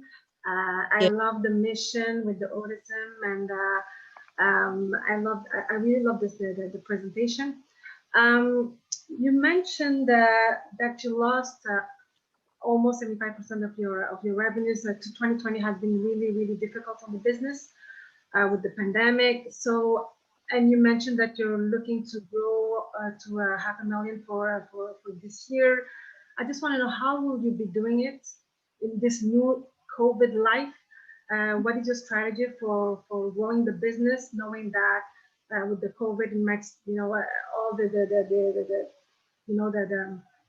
how will you, what's the plan for your growth for this year, 2021 and above? So I haven't really clearly understood how you will be going to a 500 revenues in terms of business. Yes, and I am more visual, so I would have loved to have numbers, projections, just to see how the business is growing. In terms of, so, but great presentation, Elena. Thank you. So we're moving into production. So we're looking to sell to other markets, not only the Canadian market, but the US market and several markets in different countries that constantly reach out to us. When they see our products online, they always inquire, do you sell these items? Can you make it for us? Can you teach us how to build it? So that's why we have secured a manufacturing company in the Philippines that can design and make all these products that we currently offer to other companies. And they are currently working with us to make a barcoding system so that we can sell the product. And they're working with for branding the boxes that the packages that the shipment will come in. So that's part of our scaling our business into production. So despite if COVID is still hindering from actually setting up for parties and events, we can still sell the products to people who are interested in having them. Great response. Now, the last feedback will be from Karen. I'm really looking forward to our feedback. Karen, please take the stage. Perfect. Thank you very much, Eliana. That was fantastic. And a lot of my comments, actually, you heard as Catherine was speaking, I thought that we were sharing a mind. We had very similar thoughts. So I really enjoyed your responses to the other judges' feedback because that brought a question for me, actually. I think you described your team, and I was really impressed at hearing the way that you and your husband, and then your administrator, and you had the two setup people. But then you described in response to a question that that you want to be retrained, I think, to do some of that. And that's one of the ways that you'd use the $10,000. Is that my understanding? Do you no longer have your staff? So yes, that's right. So we no longer have, we had 6 delivery setup crew prior to the pandemic, and we've now lost all of them. And so, and we also had another young lady that did our booking for us. And one of the staff, they did the customization for vinyl prints and online targeting. So that now I have to learn, and I have found a system that can automate all these processes. So once I get trained on learning how to build that automated system, it wouldn't be as much work for me as it was before, where we were doing everything manually. This system that we will now have in place will do everything automated for us. Okay, perfect. Thank you. And I guess, oh, sorry, go ahead. Did you have another? No, but it does require some funds to purchase the system, to get training on the system, to get the systems installed so that we can better service our customers. Okay, that makes sense. And I mean, I think, so my overall is, I love your story. I love the way that you shared your experience with your son and the genesis of your company. That was really compelling, and your social purpose to give back to other families. And in terms of the presentation, I loved the way you started. It was such a great hook. I just think that you used your props so effectively at the very beginning. And then after that, I think the way that you were positioned with them didn't quite work. They didn't really look like your backdrop as intentionally as it had been at the beginning. And agree with having slides for the numbers. But I think that maybe it's almost like three different things. The beginning, the hook, and then maybe planting yourself in between two of your fantastic action figure props, and then having having the numbers as well. But I wouldn't abandon your start altogether. It was very compelling. Thank you very much. I appreciated it. Enjoyed it. Thank you. Thanks a lot, Karen. Thank you so much, Karen. We'll now take the last feedback from Lola. Hi. Hi, Elena. I thought that was very good. I really enjoyed your presentation, especially the way you started it and relating it to your child. I thought that was really good. Like most of the judges have said, I'm just going to echo some of the questions or concerns they have. I'm a mother as well, and I'm very particular about products, you know, what you buy for your child and what they put in their mouth, what they touch, and all of that kind of stuff. And I think I heard you saying you're subcontracting this to companies in the Philippines. Have you done some form of study in terms of the product they're going to use, like the coloring, the painting? What have you done to ensure that they are not toxic or dangerous as kids touch it and put it in their mouth? I'm not sure if you mentioned something like that in your presentation. Yes. But the products that they use, they've already been approved by, I can't really say the company name, but as long as you know, in terms of you've done your research in terms of they are not going to be toxic or dangerous, that's one of the concerns I will have as a mother. That's very important, especially because, like I said, I have an autistic son who puts any and everything everywhere. So it's important to me also as a mother. I also have a young baby, and it's important for me. Sometimes I bring them into the store that all our products are safe and eco-friendly that we use. The products, the base of the products are made with clay and then painted with acrylic. And then when they come here, they're fumigated and recoated with a sealer that we use here. So the final top coat, we personally seal it so we know exactly what is on there. Very good. Thank you for that answer. And another one that I would like to add is, since your product is going into, you're thinking of it going to movies or, you know, something children can learn from, you might want to consider other products like books, courses, something to keep them engaged in the whole continuum. So whenever they are with you, they learn, they're engaged, and they are more productive in terms of growth as well. I would like to also see some visual projection like other coaches has mentioned.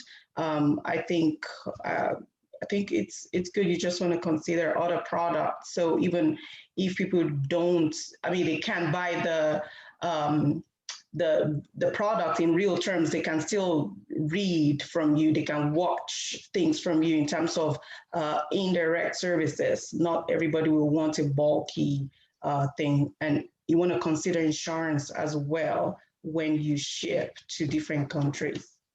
Yes. Awesome. Thank you so much. This is where I'm going to end this category because the next one will begin in 2 minutes. Amazing. Thank you so much to our wonderful entrepreneurs, judges. We will now connect. If you can now connect privately to discuss. And I know you've got a difficult decision to make, but now if you can log into your deliberation room, that would be great. The next session will begin in 2 minutes at 5:55. Thank you.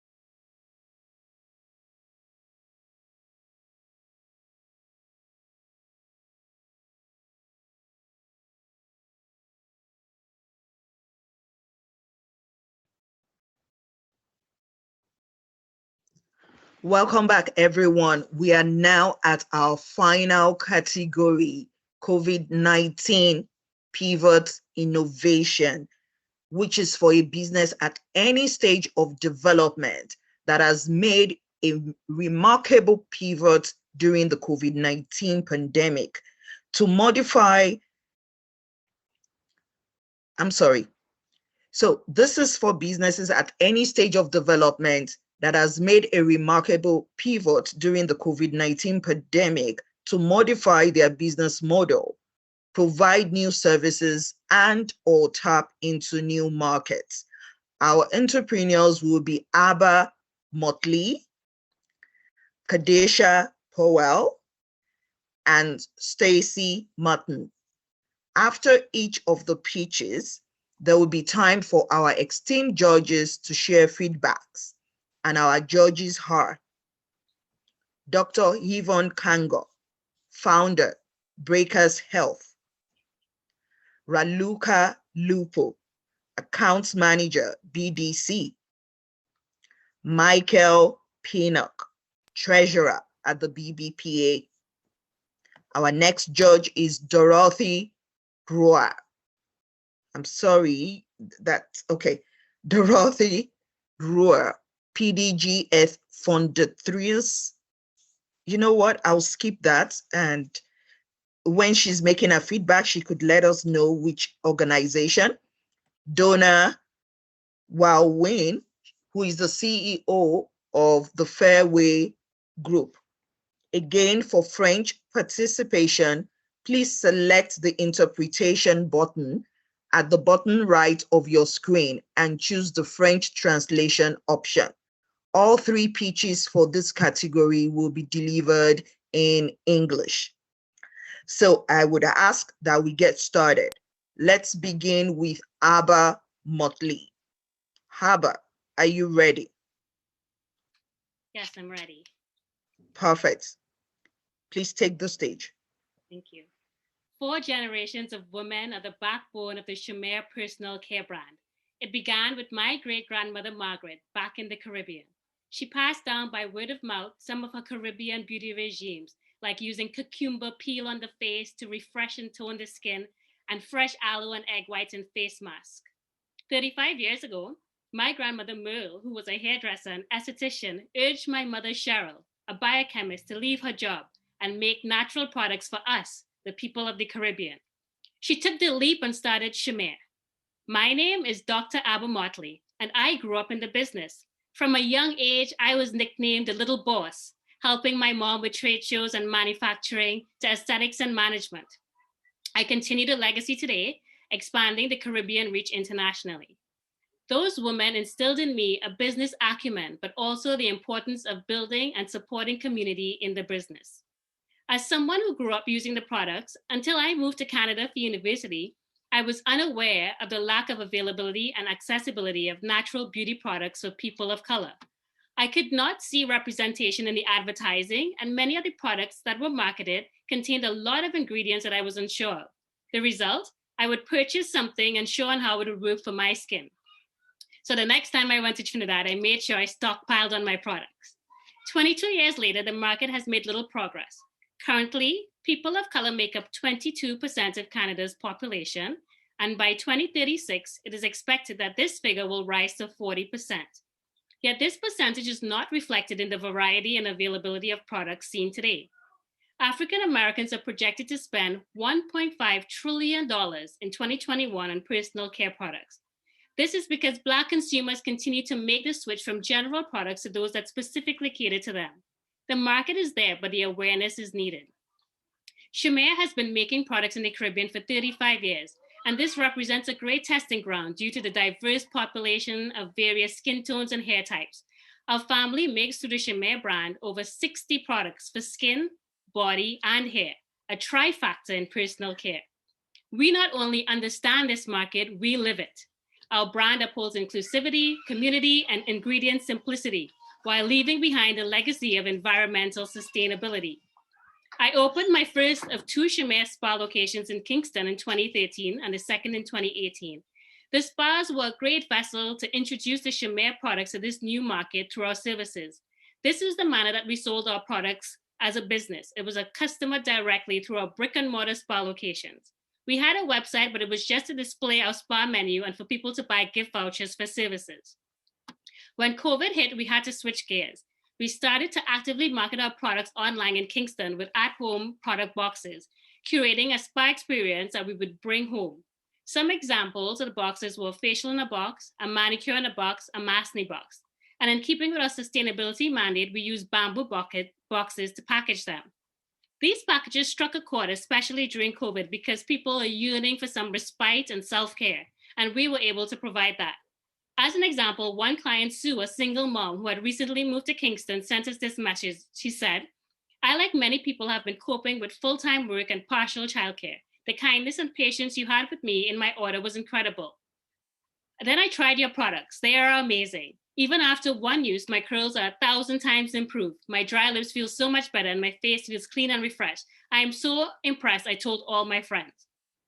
We also realized the impact of COVID on other business, so we collaborated and made boxes like a YGK box to support Kingston businesses and a Callaloo box to support Black and Indigenous creators. Based on the success in Kingston, we began to mirror this approach to audiences in the Greater Toronto area with brand awareness videos of our story and product catalogs. We specifically targeted mothers of color between ages 25 to 65 with household incomes greater than $150,000. It was a great success. Before COVID, our online sales was $4,400. And after COVID, for the same period, our online sales was $76,000. That's an increase of 1,600%. Our return on ad spend has been typically over 400% and increases as we increase our market efficiencies. And in addition, we have, through these campaigns, been able to attract the attention of Canadian retailers. In May 2020, 82% of our online sales were new customers and 18% were returning customers. The cost to acquire that customer was $20. Currently, 42% of our online sales are from returning customers at a cost of $16. The average order of a customer is $100. These initial findings show that there's clearly interest, but also lots of opportunities for efficiency and growth. Our awareness campaigns are working, but we do not want to survive, we want to thrive. We need to continue the momentum from these results and to grow to prevent losing the progress we've made. Moving forward, and with these funds, our focus is twofold. One, to continue to grow our direct-to-customer approach through paid awareness campaigns and to build our customer base worldwide. And two, to continue engaging in discussions with partners to sell through their online channels globally. Our goal is to make Shamir an international household name for personal care for people of color. Thank you. Wow, right on time. Great presentation. Thank you so much. We'll open the floor for judging remarks, starting from Yvonne. Dr. Yvonne Kango, please.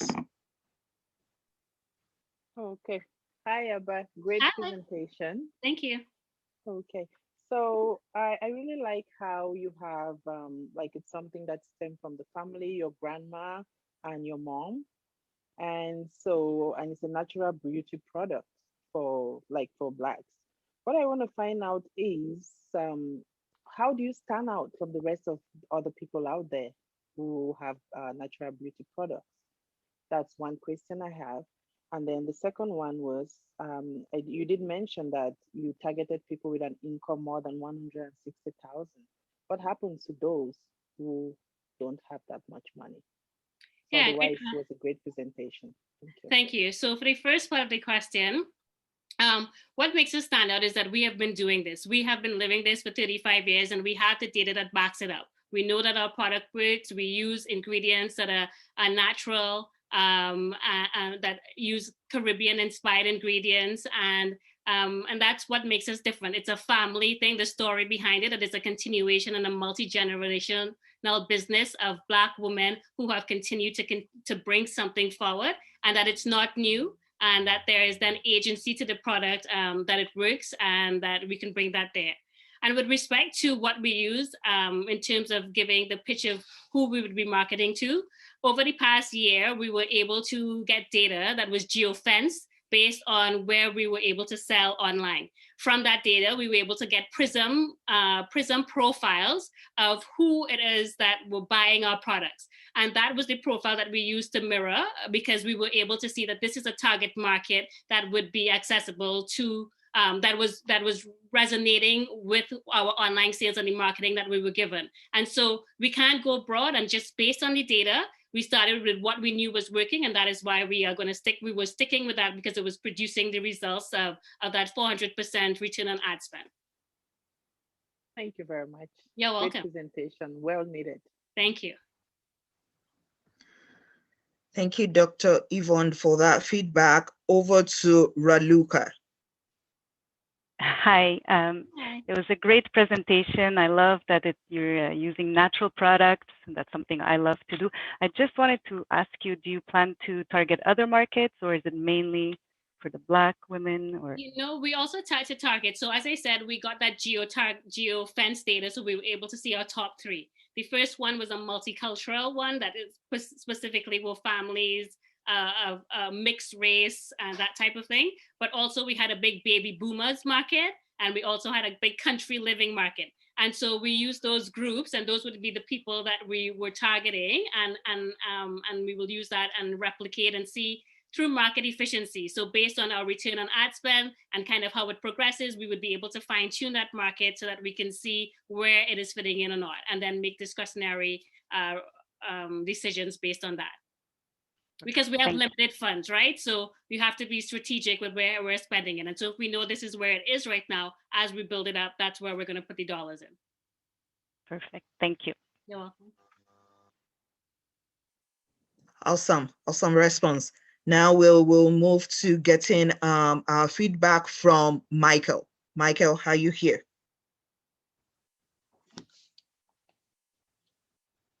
Michael? Okay, Dorothy, can you give your feedback, please? Yes, thank you. So it's Dorothy Ho.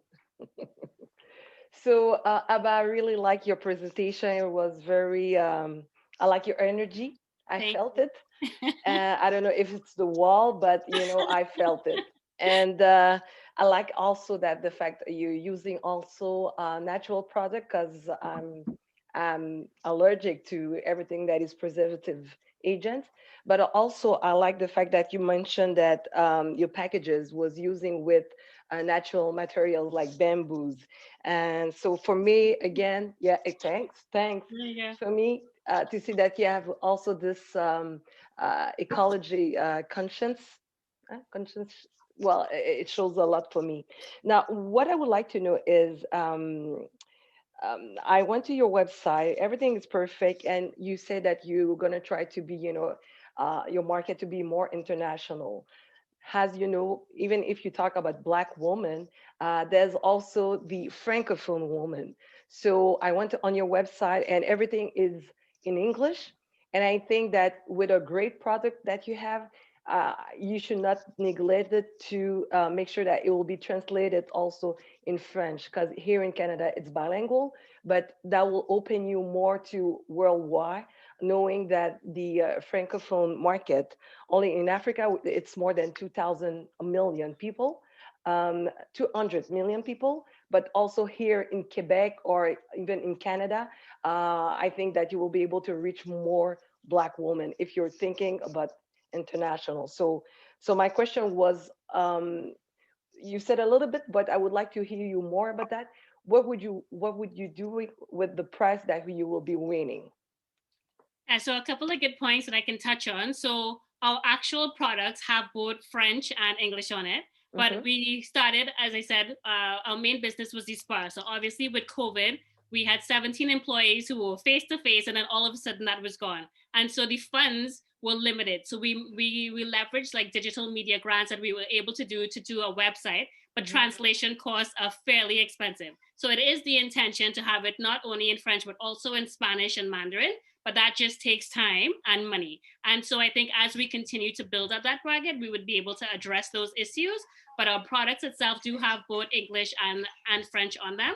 But that is something that is very much top of mind, because as you say, Africa and other countries, that is very much so an easy target, because it is very similar to the Caribbean, and we can definitely share those products that way. And that is where we are going. And that's why we did already have the step of the product labeling. And so we're getting there. It just requires money. And so I think as we continue to grow, that's kind of the next step of where we will be going. Perfect. Thank you so much. You're welcome. Thank you for that feedback and for that great response. Now we will go over to Donna for our feedback. Thank you so much. Great presentation, great background and color. A couple of things. Yeah. You talked about moving from 18% returning customers to 42%. Mm-hmm. That conversion, I mean, how will you deal with converting first-time customers to returning customers, particularly since we were in a pandemic, and so I would have expected your returning customers to be like a little bit higher. Can you talk to me a little bit about that? So you mean my current returning to 42 or Uh-huh. the original? I thought you said 42% were returning customers on your website, and right. Mm-hmm. So initially it was 18%. Understood. Now Mm-hmm. it's up to 42. So what we do to get our returning customers is that we have set up Klaviyo, which is a CRM that gives out automated messages. So we're able to say that if somebody buys a cleanser, we get feedback. We say it's been a month since you've been there. And we have set up flows that kind of automates that type of transaction to get people to come back to buy it. And that's how we were able to increase it from 18 to 42. I'm not sure if I've quite answered your question, but I think it answers it partially enough for now. So my second question is, your products are all natural, so no preservatives?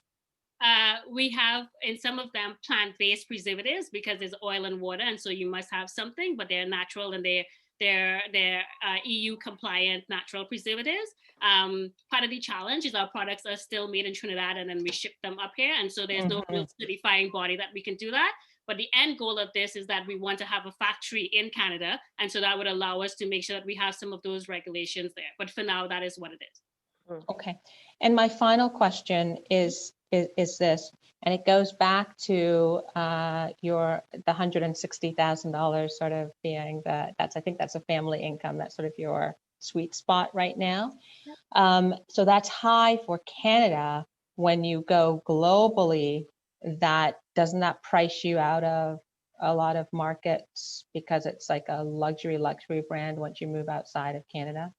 I think that those particular figures and the marketing were based on what we were doing in Canada. So we have spas and online stores in Caribbean, and we have been doing it a lot longer online. And I also do that end of it. And so the price point will be different. The price points are different. Yeah, and so that will vary depending on the country. So this was based on data that was collected from Prism, which is connected from geo-targeting of an existing Canadian market, and it's based on that. I think depending on the market, we will switch those values given what the data presents us with. Thank you. You're welcome. Amazing feedback. Thanks a lot. Now we will move to our next entrepreneur. And our next entrepreneur is Kadisha Powell. Kadisha, are you ready? Yes, hello. Perfect. So you can present your screen if you have a PowerPoint, and you can take the stage. Okay. Please let me know that you're able to see the screen. I am able to see it clearly. Perfect. Okay. So my name is Kadisha Powell, and I'm the 24-year-old founder of CareKit, my menstrual health and wellness business. Growing up, I was always dealing with difficult periods. Between the pain, the vomiting, and the leaking mishaps, they could be an uncomfortable experience, which, based on research, many can relate. In the summer of 2019, while on my period, I was sitting there snackless, padless, pretty much regretting that I wasn't better prepared. But that would be the last time. With my degree in public relations and my background in community outreach, I combined my skills to create a business that services those with needs while giving back to those in need. At CareKit, we prepare custom packages for all people with periods, and they include a variety of items for menstrual care, snack cravings, self-care, pain relief, and so much more. At the beginning of my business development, I researched similar subscription brands to compare ideas. I identified what was missing from their packages that I would want to see in our menstrual packages. I then conducted a 300-person study to determine what variables I could address through my product and my service. The survey determined certain menstruation pain points, the demand for sustainable and organic products, and the preferred price range for menstrual care items. As you can see from the poster behind me, 22% of respondents felt that they were adequately prepared for their period, which left a lot of room for my products and service. Following this research, I also came across alarming information about period poverty in Canada, which alludes that those who can't afford period items use emergency alternatives like old t-shirts, rags, and socks.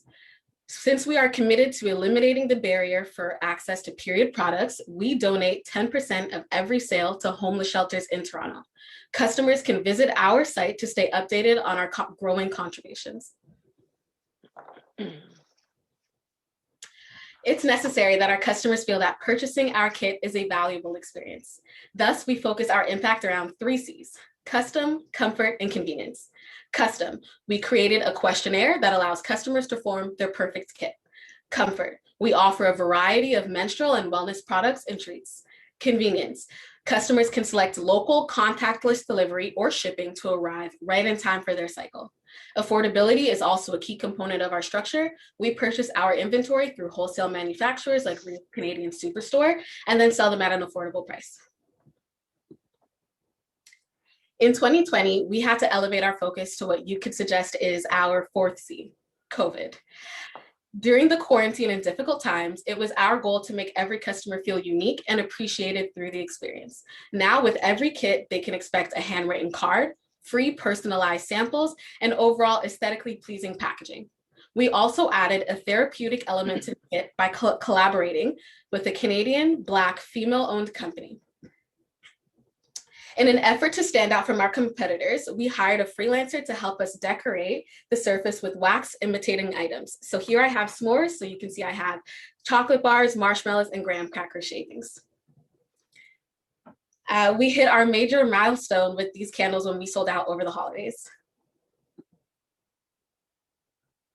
We identified our target market as 17 to 28-year-old women and non-binary people who menstruate. This age group is more receptive to candid and honest forms of marketing, and we want to show menstruation exactly as it is, sometimes painful and messy. A typical customer is someone who is social media savvy, purchases organic and sustainable products, shops small, local, and/or minority-owned businesses, and supports diverse and inclusive brands. To reach this target audience, we utilize digital marketing, which consists of producing relatable and educational content, sharing newsletters to our growing email list, incorporating influencer marketing, using keywords to increase online visibility, and expanding our reach on new social platforms like Clubhouse and TikTok. In addition to these methods, this year we plan to release a bi-weekly column and a podcast focusing on raising awareness of menstruation-related issues, as well as launching an ambassador program so that we are generating organic traffic to our site. We have been active for just over a year, and we've generated about $3,000 in revenue. This year, we are projected to double that amount with a goal of $6,000. Through 2022, we anticipate that our revenue will increase to approximately $15,000 and with a break-even mark of $60,000. And by 2023, we're hoping for $25,000. To reach these long-term goals, we need to increase our average order revenue from $25 to $40 and be servicing a minimum of 50 customers per month.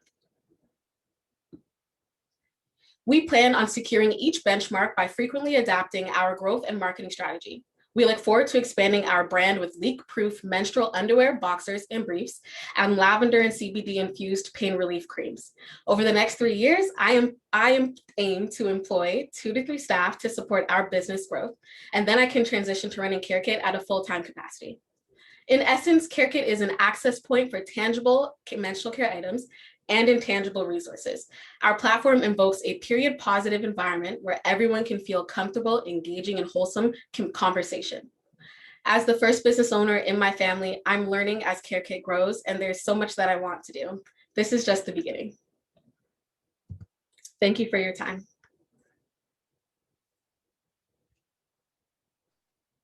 Excellent presentation. Thank you so much for being right on time. That is great. So we're going to start with the judge's remark, and I'll start off with Donna. Thank you so much for your presentation. I have a daughter who has a friend, and it was the first time I experienced how difficult sometimes it is to manage a period when she came for a sleepover, and we're like, oh my goodness, it was painful and difficult for her. So great idea. So you, 16,000 is your break even. Yes. In order to get to 25, you need to increase the cost of your monthly product from $25 to $40 in order to have get $25,000 in revenue. Am I missing those numbers?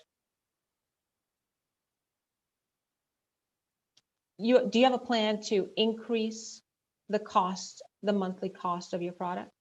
Yes. So with add-ons, we plan to increase the cost. So currently we have a variety of treats and different menstrual care items, but they're a bunch of third-party products.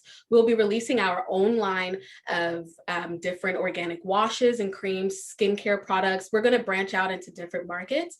And by having those add-ons, when people are purchasing their necessary items, they'll also be adding on their desirables.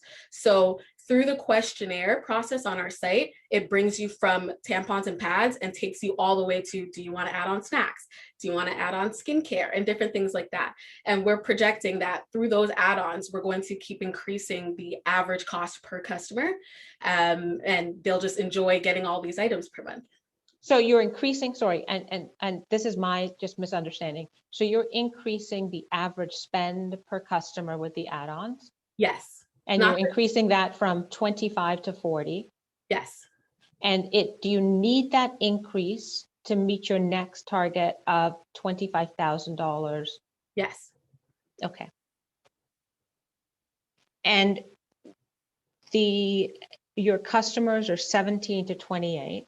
Yes. So the 17 to, you've already done your market research so that the 17 to 20-year-olds are still going to be able to afford that increase to $40 a month, the spend on that? Yes. Okay. So what we've noticed, especially with our candle editions, they sell it for themselves at $25. So these have been add-ons to period products that people are already getting. So in general, we're seeing some average costs of about $50, but that's only if they're just adding the period products with the candles. And these are an additional cost, yeah. Thank you. No problem. Excellent. So the next feedback we're going to get will be going, yes, over to Dorothy now for our feedback. Hello, Kedisha. Bravo. Bravo for having a company or starting something talking about the menstrual. Now, if I understand, you selling box kit where you can find tampons, pads, candle, skin products. That's right? Yes. Okay, perfect. How many pads and tampons can we find in the box? So we match the amount that people would normally get at certain drug retailers. So for example, if you were to go to Shoppers Drug Mart or Walmart, there are certain packages that contain about 16 tampons, and those sell for about $4 to $5. So we match that exact number to make sure that customers are still getting their value within the box. So we do about 16 tampons, and then for pads, it's about 10 to 12. Okay, okay, perfect. And now, why people will buy your kit? Why a teenager will get a box instead of, going to the store and get pads or tampons? Yeah, absolutely. So it's really about the experience. I know for a fact that a lot of those of the younger generation, they're still going through puberty. They might be a little uncomfortable going into the drugstore to purchase these items. And so receiving the box in itself is a little bit of discretion. They can be more comfortable getting the products that they need. But as I mentioned, we did elevate that experience. So along with getting the personalized card, we do provide little gifts here and there. So one of the gifts that we give with each each kit is something like a scrunchie. And a lot of our customers will come from social media. So we'll actually go into the back end, look at their social media, pinpoint what colors they affiliate with, and provide them a scrunchie that aligns with their interests to make sure that when they get a kit, they open it. It's an unfortunate time when they're going through their menstruation, but they have the kit and it just lifts the mood. Okay, perfect. So my last thing is, so the idea is great, but if I could suggest you something to upgrade your sales, to get more people, maybe you should try also to have like a menstrual panties inside of the box, trying something different that we can find in the store. So the menstrual panties, we don't get it really often. So it's another option that you can propose to the teenager. And I know there's also the cup that you can also propose. So I think that will make your box more interesting in terms of advertising or sales. Yeah, absolutely. I mentioned in our presentation that we really want to work on menstruation underwear, boxers, and briefs. So it'll be inclusive for all people with periods. So those who are transgender, they'll feel comfortable wearing underwear that they typically wear, which are boxers or briefs, but it'll still be protecting them during their time of need. Yeah, but you know that also women can use menstrual underwear. You knew that? Yeah. Okay, perfect. It'll be all three, yeah. Okay, That's definitely perfect. what we would use our money towards, is going right into that research and development and getting that started. Excellent. Thank you so much. Of course. Thank you for that feedback. Now we will get our next feedback from Raluca. Hi, Kadisha. It was a great presentation. I like that you use social media to try to get clients. I wanted to ask you, so will they have a monthly fee? Like, is this something that clients will order every month? Yes, so we do offer subscriptions, and the benefit to doing our subscription are discounts. So with a monthly subscription, you get 10% off, and with an annual subscription, you get 20% off. And in about 1 or 2 years, when we grow our website, we want to incorporate a loyalty program. So if customers stay on that subscription, they actually increase the points that they earn that can go back towards other products that they want to get. And when you say organic, will the pads and the tampons also be organic? So the menstrual wear will be sustainable and organic. Yes, the underwear and boxers and briefs. In terms of branching out to organic tampons, that's a longer process. It takes a legal team. It takes a lot of research and development, but that would be the goal after the menstruation underwear, to launch our own brand of organic tampons and pads. Okay, and maybe also, have you thought of using essential oils? Absolutely, yeah. We're very interested in everything body care, skin care. We recognize that menstruation is more than just what's going on physically, but it's also mentally. So anything that can help the overall persona of a person is what we're going after. And I also like that you used the visuals. That helped a lot. And the only thing, it was a bit harder to see when you're trying to show us your products because you were in the background, but it was okay. But it was a very, very good presentation. Thank you. Thanks a lot, Raluca. Now the last feedback will be coming from Dr. Yvonne. Dr. Yvonne Kango, please. Yeah. Hi, Kadisha. Great presentation. Thank you. Really like the work that you're doing. There's really a need for that. And yeah, just knowing that successful people have an idea, and that's what it is. And you're setting up, you're going ahead with that to fill that gap. The question I want to ask you also is, I think you did mention the $40 a month. Can people choose to get like less of the pack? If let's say someone between 17 to 28 years old, for example, if they can only afford $20 a month, can you reduce what is in the pack?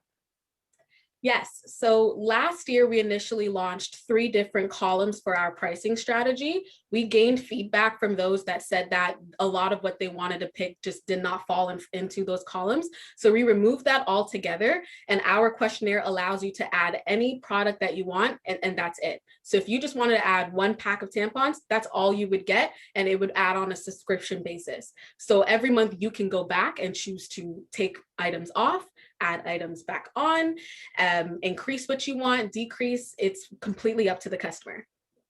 Okay, thank you. My next one too is I'm really impressed on how you did like the needs assessments, like you went through and did a 300-person survey. That's really innovative. Like I'm into evidence-based medicine, and it's always good to see how people take that extra step to see what their potential clients need. And yeah, so also what I like is also the 3 C's. You did talk about the custom, the comfort, the convenience. I'm really happy how you have people at heart to put it, to put it in that way. One last thing I want to suggest is, have you thought about maybe having, when women go through that period, or girls, when they're going through their period, they're grumpy, they're moody. Have you thought about adding some empowering words into those packages? I think that would make a big difference. Yes, I'm so glad you mentioned that. With our candle provider, the person that we're collaborating with, we want to release a line of affirmation candles. So with each candle, as it melts, there'll be a message on the inside that gives some words of affirmation. So this is, it's still in development. We're really excited, but we really feel that it's going to help with the overall experience of receiving a candle, and it'll set us apart from our competitors for sure. Awesome. Thank you so much. This is really exciting. Thank you. Amazing. Thank you so much for that feedback and for that, yes, the inspirational words. Thank you, Dr. Yvonne. I like that. So now we move over to our final entrepreneur for the day, Stacy Martin Buffy Yeboah. I hope I got your last name right. I'm so sorry. I'll stay on Stacy. So Stacy, are you ready for us? I am ready. Thank you. Perfect. So you can take that stage now. Thank you. This week has been emotional. And to admit that is terrifying, because in business, you're not supposed to cry. And if you do, you would certainly never admit that to an audience of peers, customers, investors, and judges. I didn't go to business school, but I'm pretty sure that Business Essentials 101 provides lessons on how to stifle vulnerability, choke back tears, and keep separate your personal feelings from your persona. But at this period of time when businesses are closing, livelihoods are being lost, injustice is top of mind, and inequality is on full display, I find it impossible to carry on business as usual. I'm Stacy Martin, founder and CEO of Stacy Martin Lifestyle, a Canadian luxe loungewear company that is reinventing the look of luxury by designing beautiful, sustainable, made in Canada clothing that bridge the gap in the market between fitness and fashion apparel. The designs are innovative and unique, comfortable yet professional, made with t-shirt and sweatshirt fabrics that give you the freedom to move towards what matters most and inspire you to make memories in them.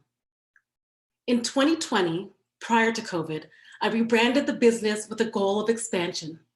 I had built the business to a pre-money valuation of $5.5 million, was recognized by the elites of New York Fashion Week and the everyday soccer mom.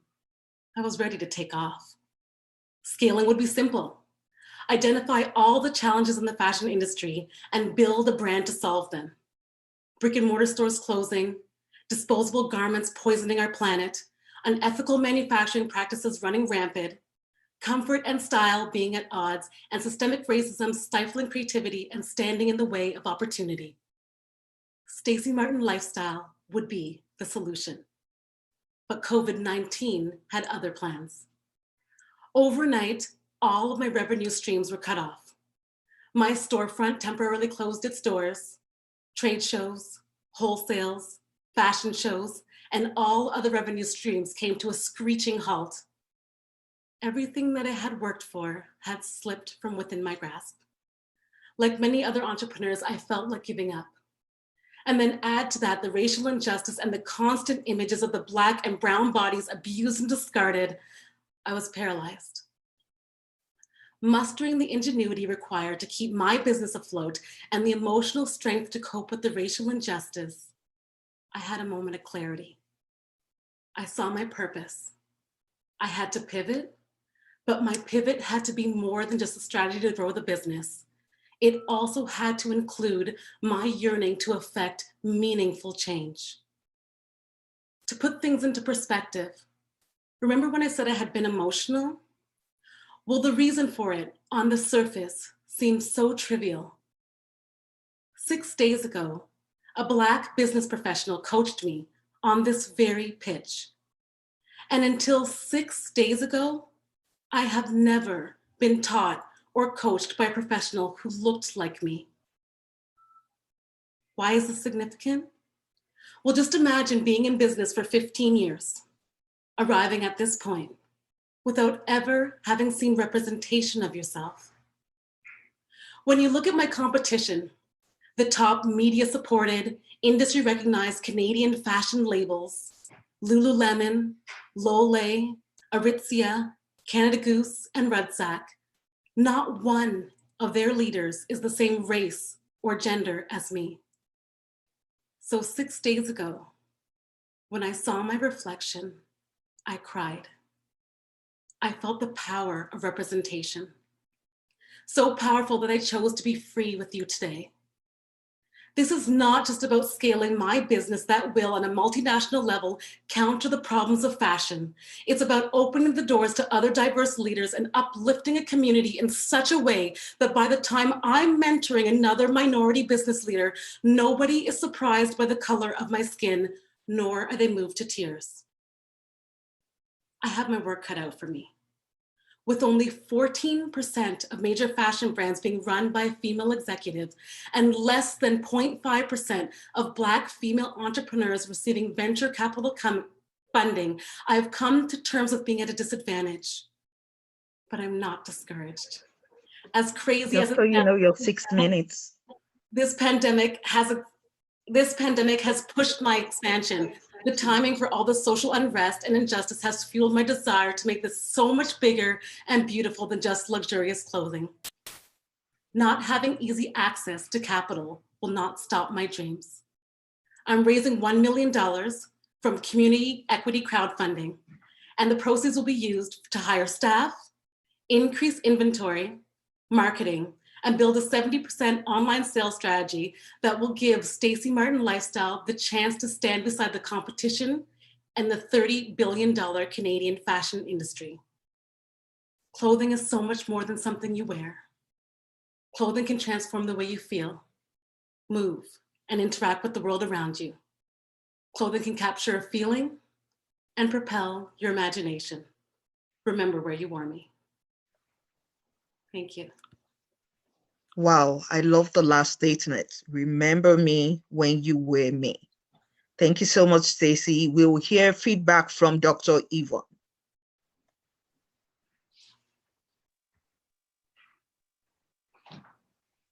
Wow. Hi, Stacey. Hello, how are you? Wow, what a pitch. I was almost in tears listening to you, the passion, everything put into it. That is amazing, amazing, amazing. Okay, I don't even know where to start. I'm still just just thinking about the passion and everything. But yeah, I just want to ask you a question. What's your target market? I don't know if I really got that. I know you know it has to do with the certain Black population and all that.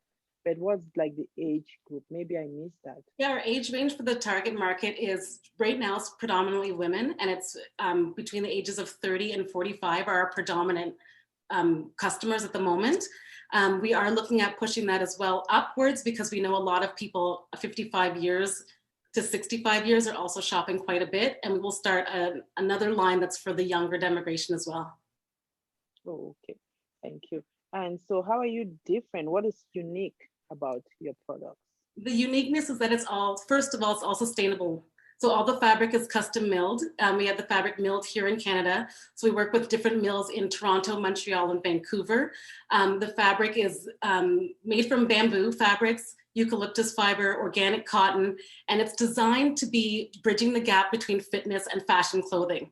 So when you think about fitness clothing, you are in this piece that you necessarily don't want people seeing you in.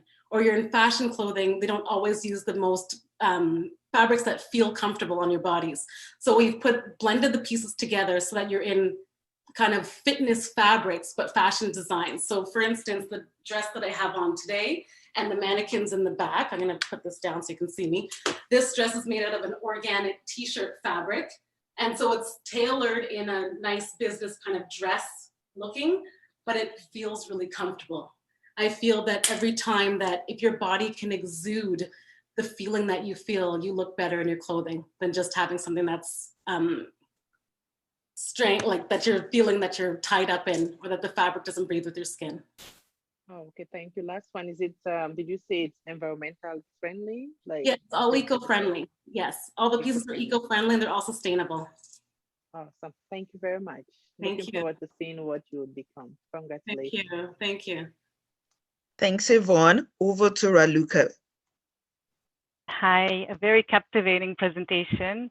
Thank Very you. good. I'm happy that it's made in Canada. I think that's important.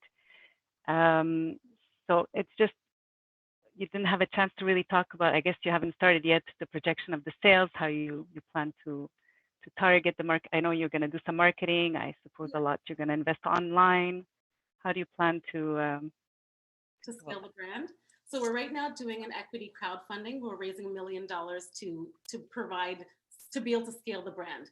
Within that, so the equity crowdfunding, the products will be manufactured this summer, and we're looking to launch in fall of 2021. So that's this year. We have a collaboration, official collaboration with Nevis Tourism Authority. So we'll be doing the launch over there, but also bridging that gap as well and making it so that the clothing is accessible through the Caribbean as well as in Canada. And the reach is going to be, our projections for next year for 2022 are $1.2 million. Great. Again, great presentation. Thank you.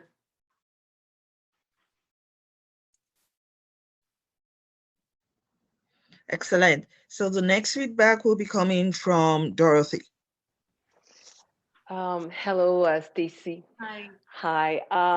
I love the passion that you had during your presentation. Also, I like the person you are, the way you answer to Yvonne about the dress when you show the dress. Well, that's where I wanted to bring I wanted to comment more. I wish we had more information about your company during the presentation, because I totally understand what you're feeling and the fact that you had a mentor, a Black person. I can understand that, and that's the reality. And right now with this competition, it's a great privilege to do the pitch in front of people who know the market of Black people, and where you're going to see some judges who look like you. But at the end of the day, we're still in the business. So how you can sell your product, and I'm pretty sure that you have great product. I saw the model behind you. I wanted to hear more about that, the fabrics that you're using. So you answer some of the question about with Yvonne and Rapuka, je crois. Raluca. So, but I wanted to hear that during your presentation, your 6 minutes of your presentation. That's my advice.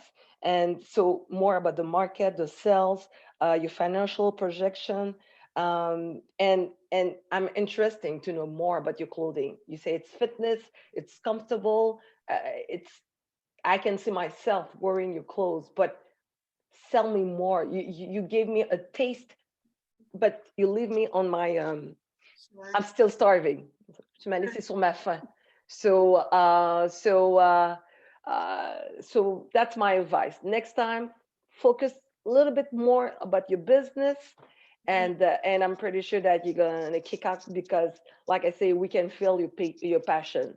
But I wanted to hear more about your business.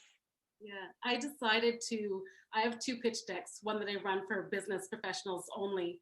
When I was doing this pitch, I really wanted to talk about the COVID pitch and the COVID pivot, because I feel like in my world, for how long I've been in this business, it's an actual thing where there's a disadvantage for Black female entrepreneurs.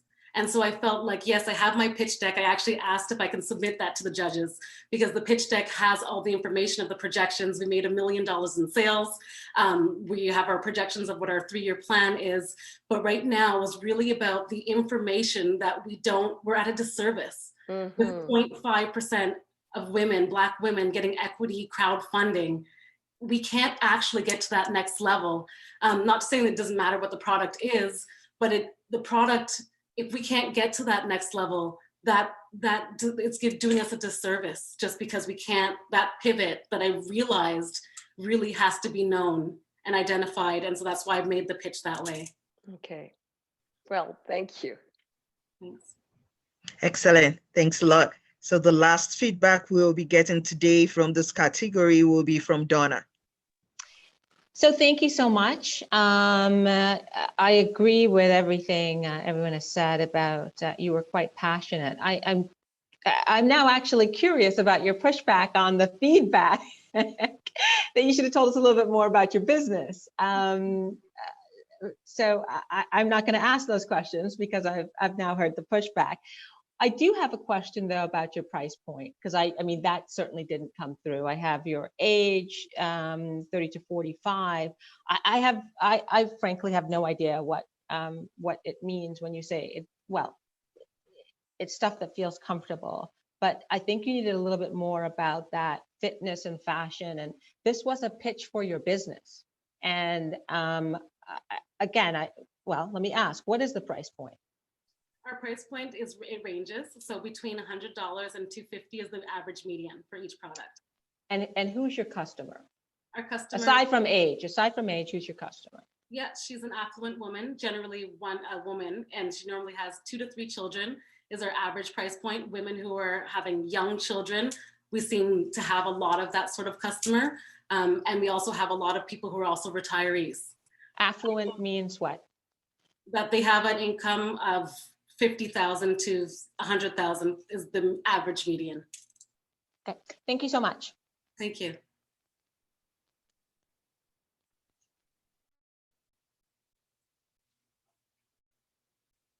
Thank you so much for that feedback. So right now, I would ask for our judges to please log on to the deliberation room, and we can then wrap up this category of the pitch competition. I want to thank you all for an amazing time. I want to thank all of our amazing entrepreneurs for presenting. Give me a sec. There's something happening here. Okay. I'd like to thank all of our amazing entrepreneurs for presenting their pitches today. It is exciting to see such a vibrant and thriving ecosystem of Black women entrepreneurs in Canada. Another big thank you to all of our esteemed judges presiding over the pitches today and providing their feedback. We will now pause for 30 minutes break, and we will begin the award presentation at 7:30 p.m. Please note that the pre-show will begin at 7:15 on a separate link. Kindly register using the link you have been provided with in the chat room, and we look forward to seeing you all in a bit. See you soon.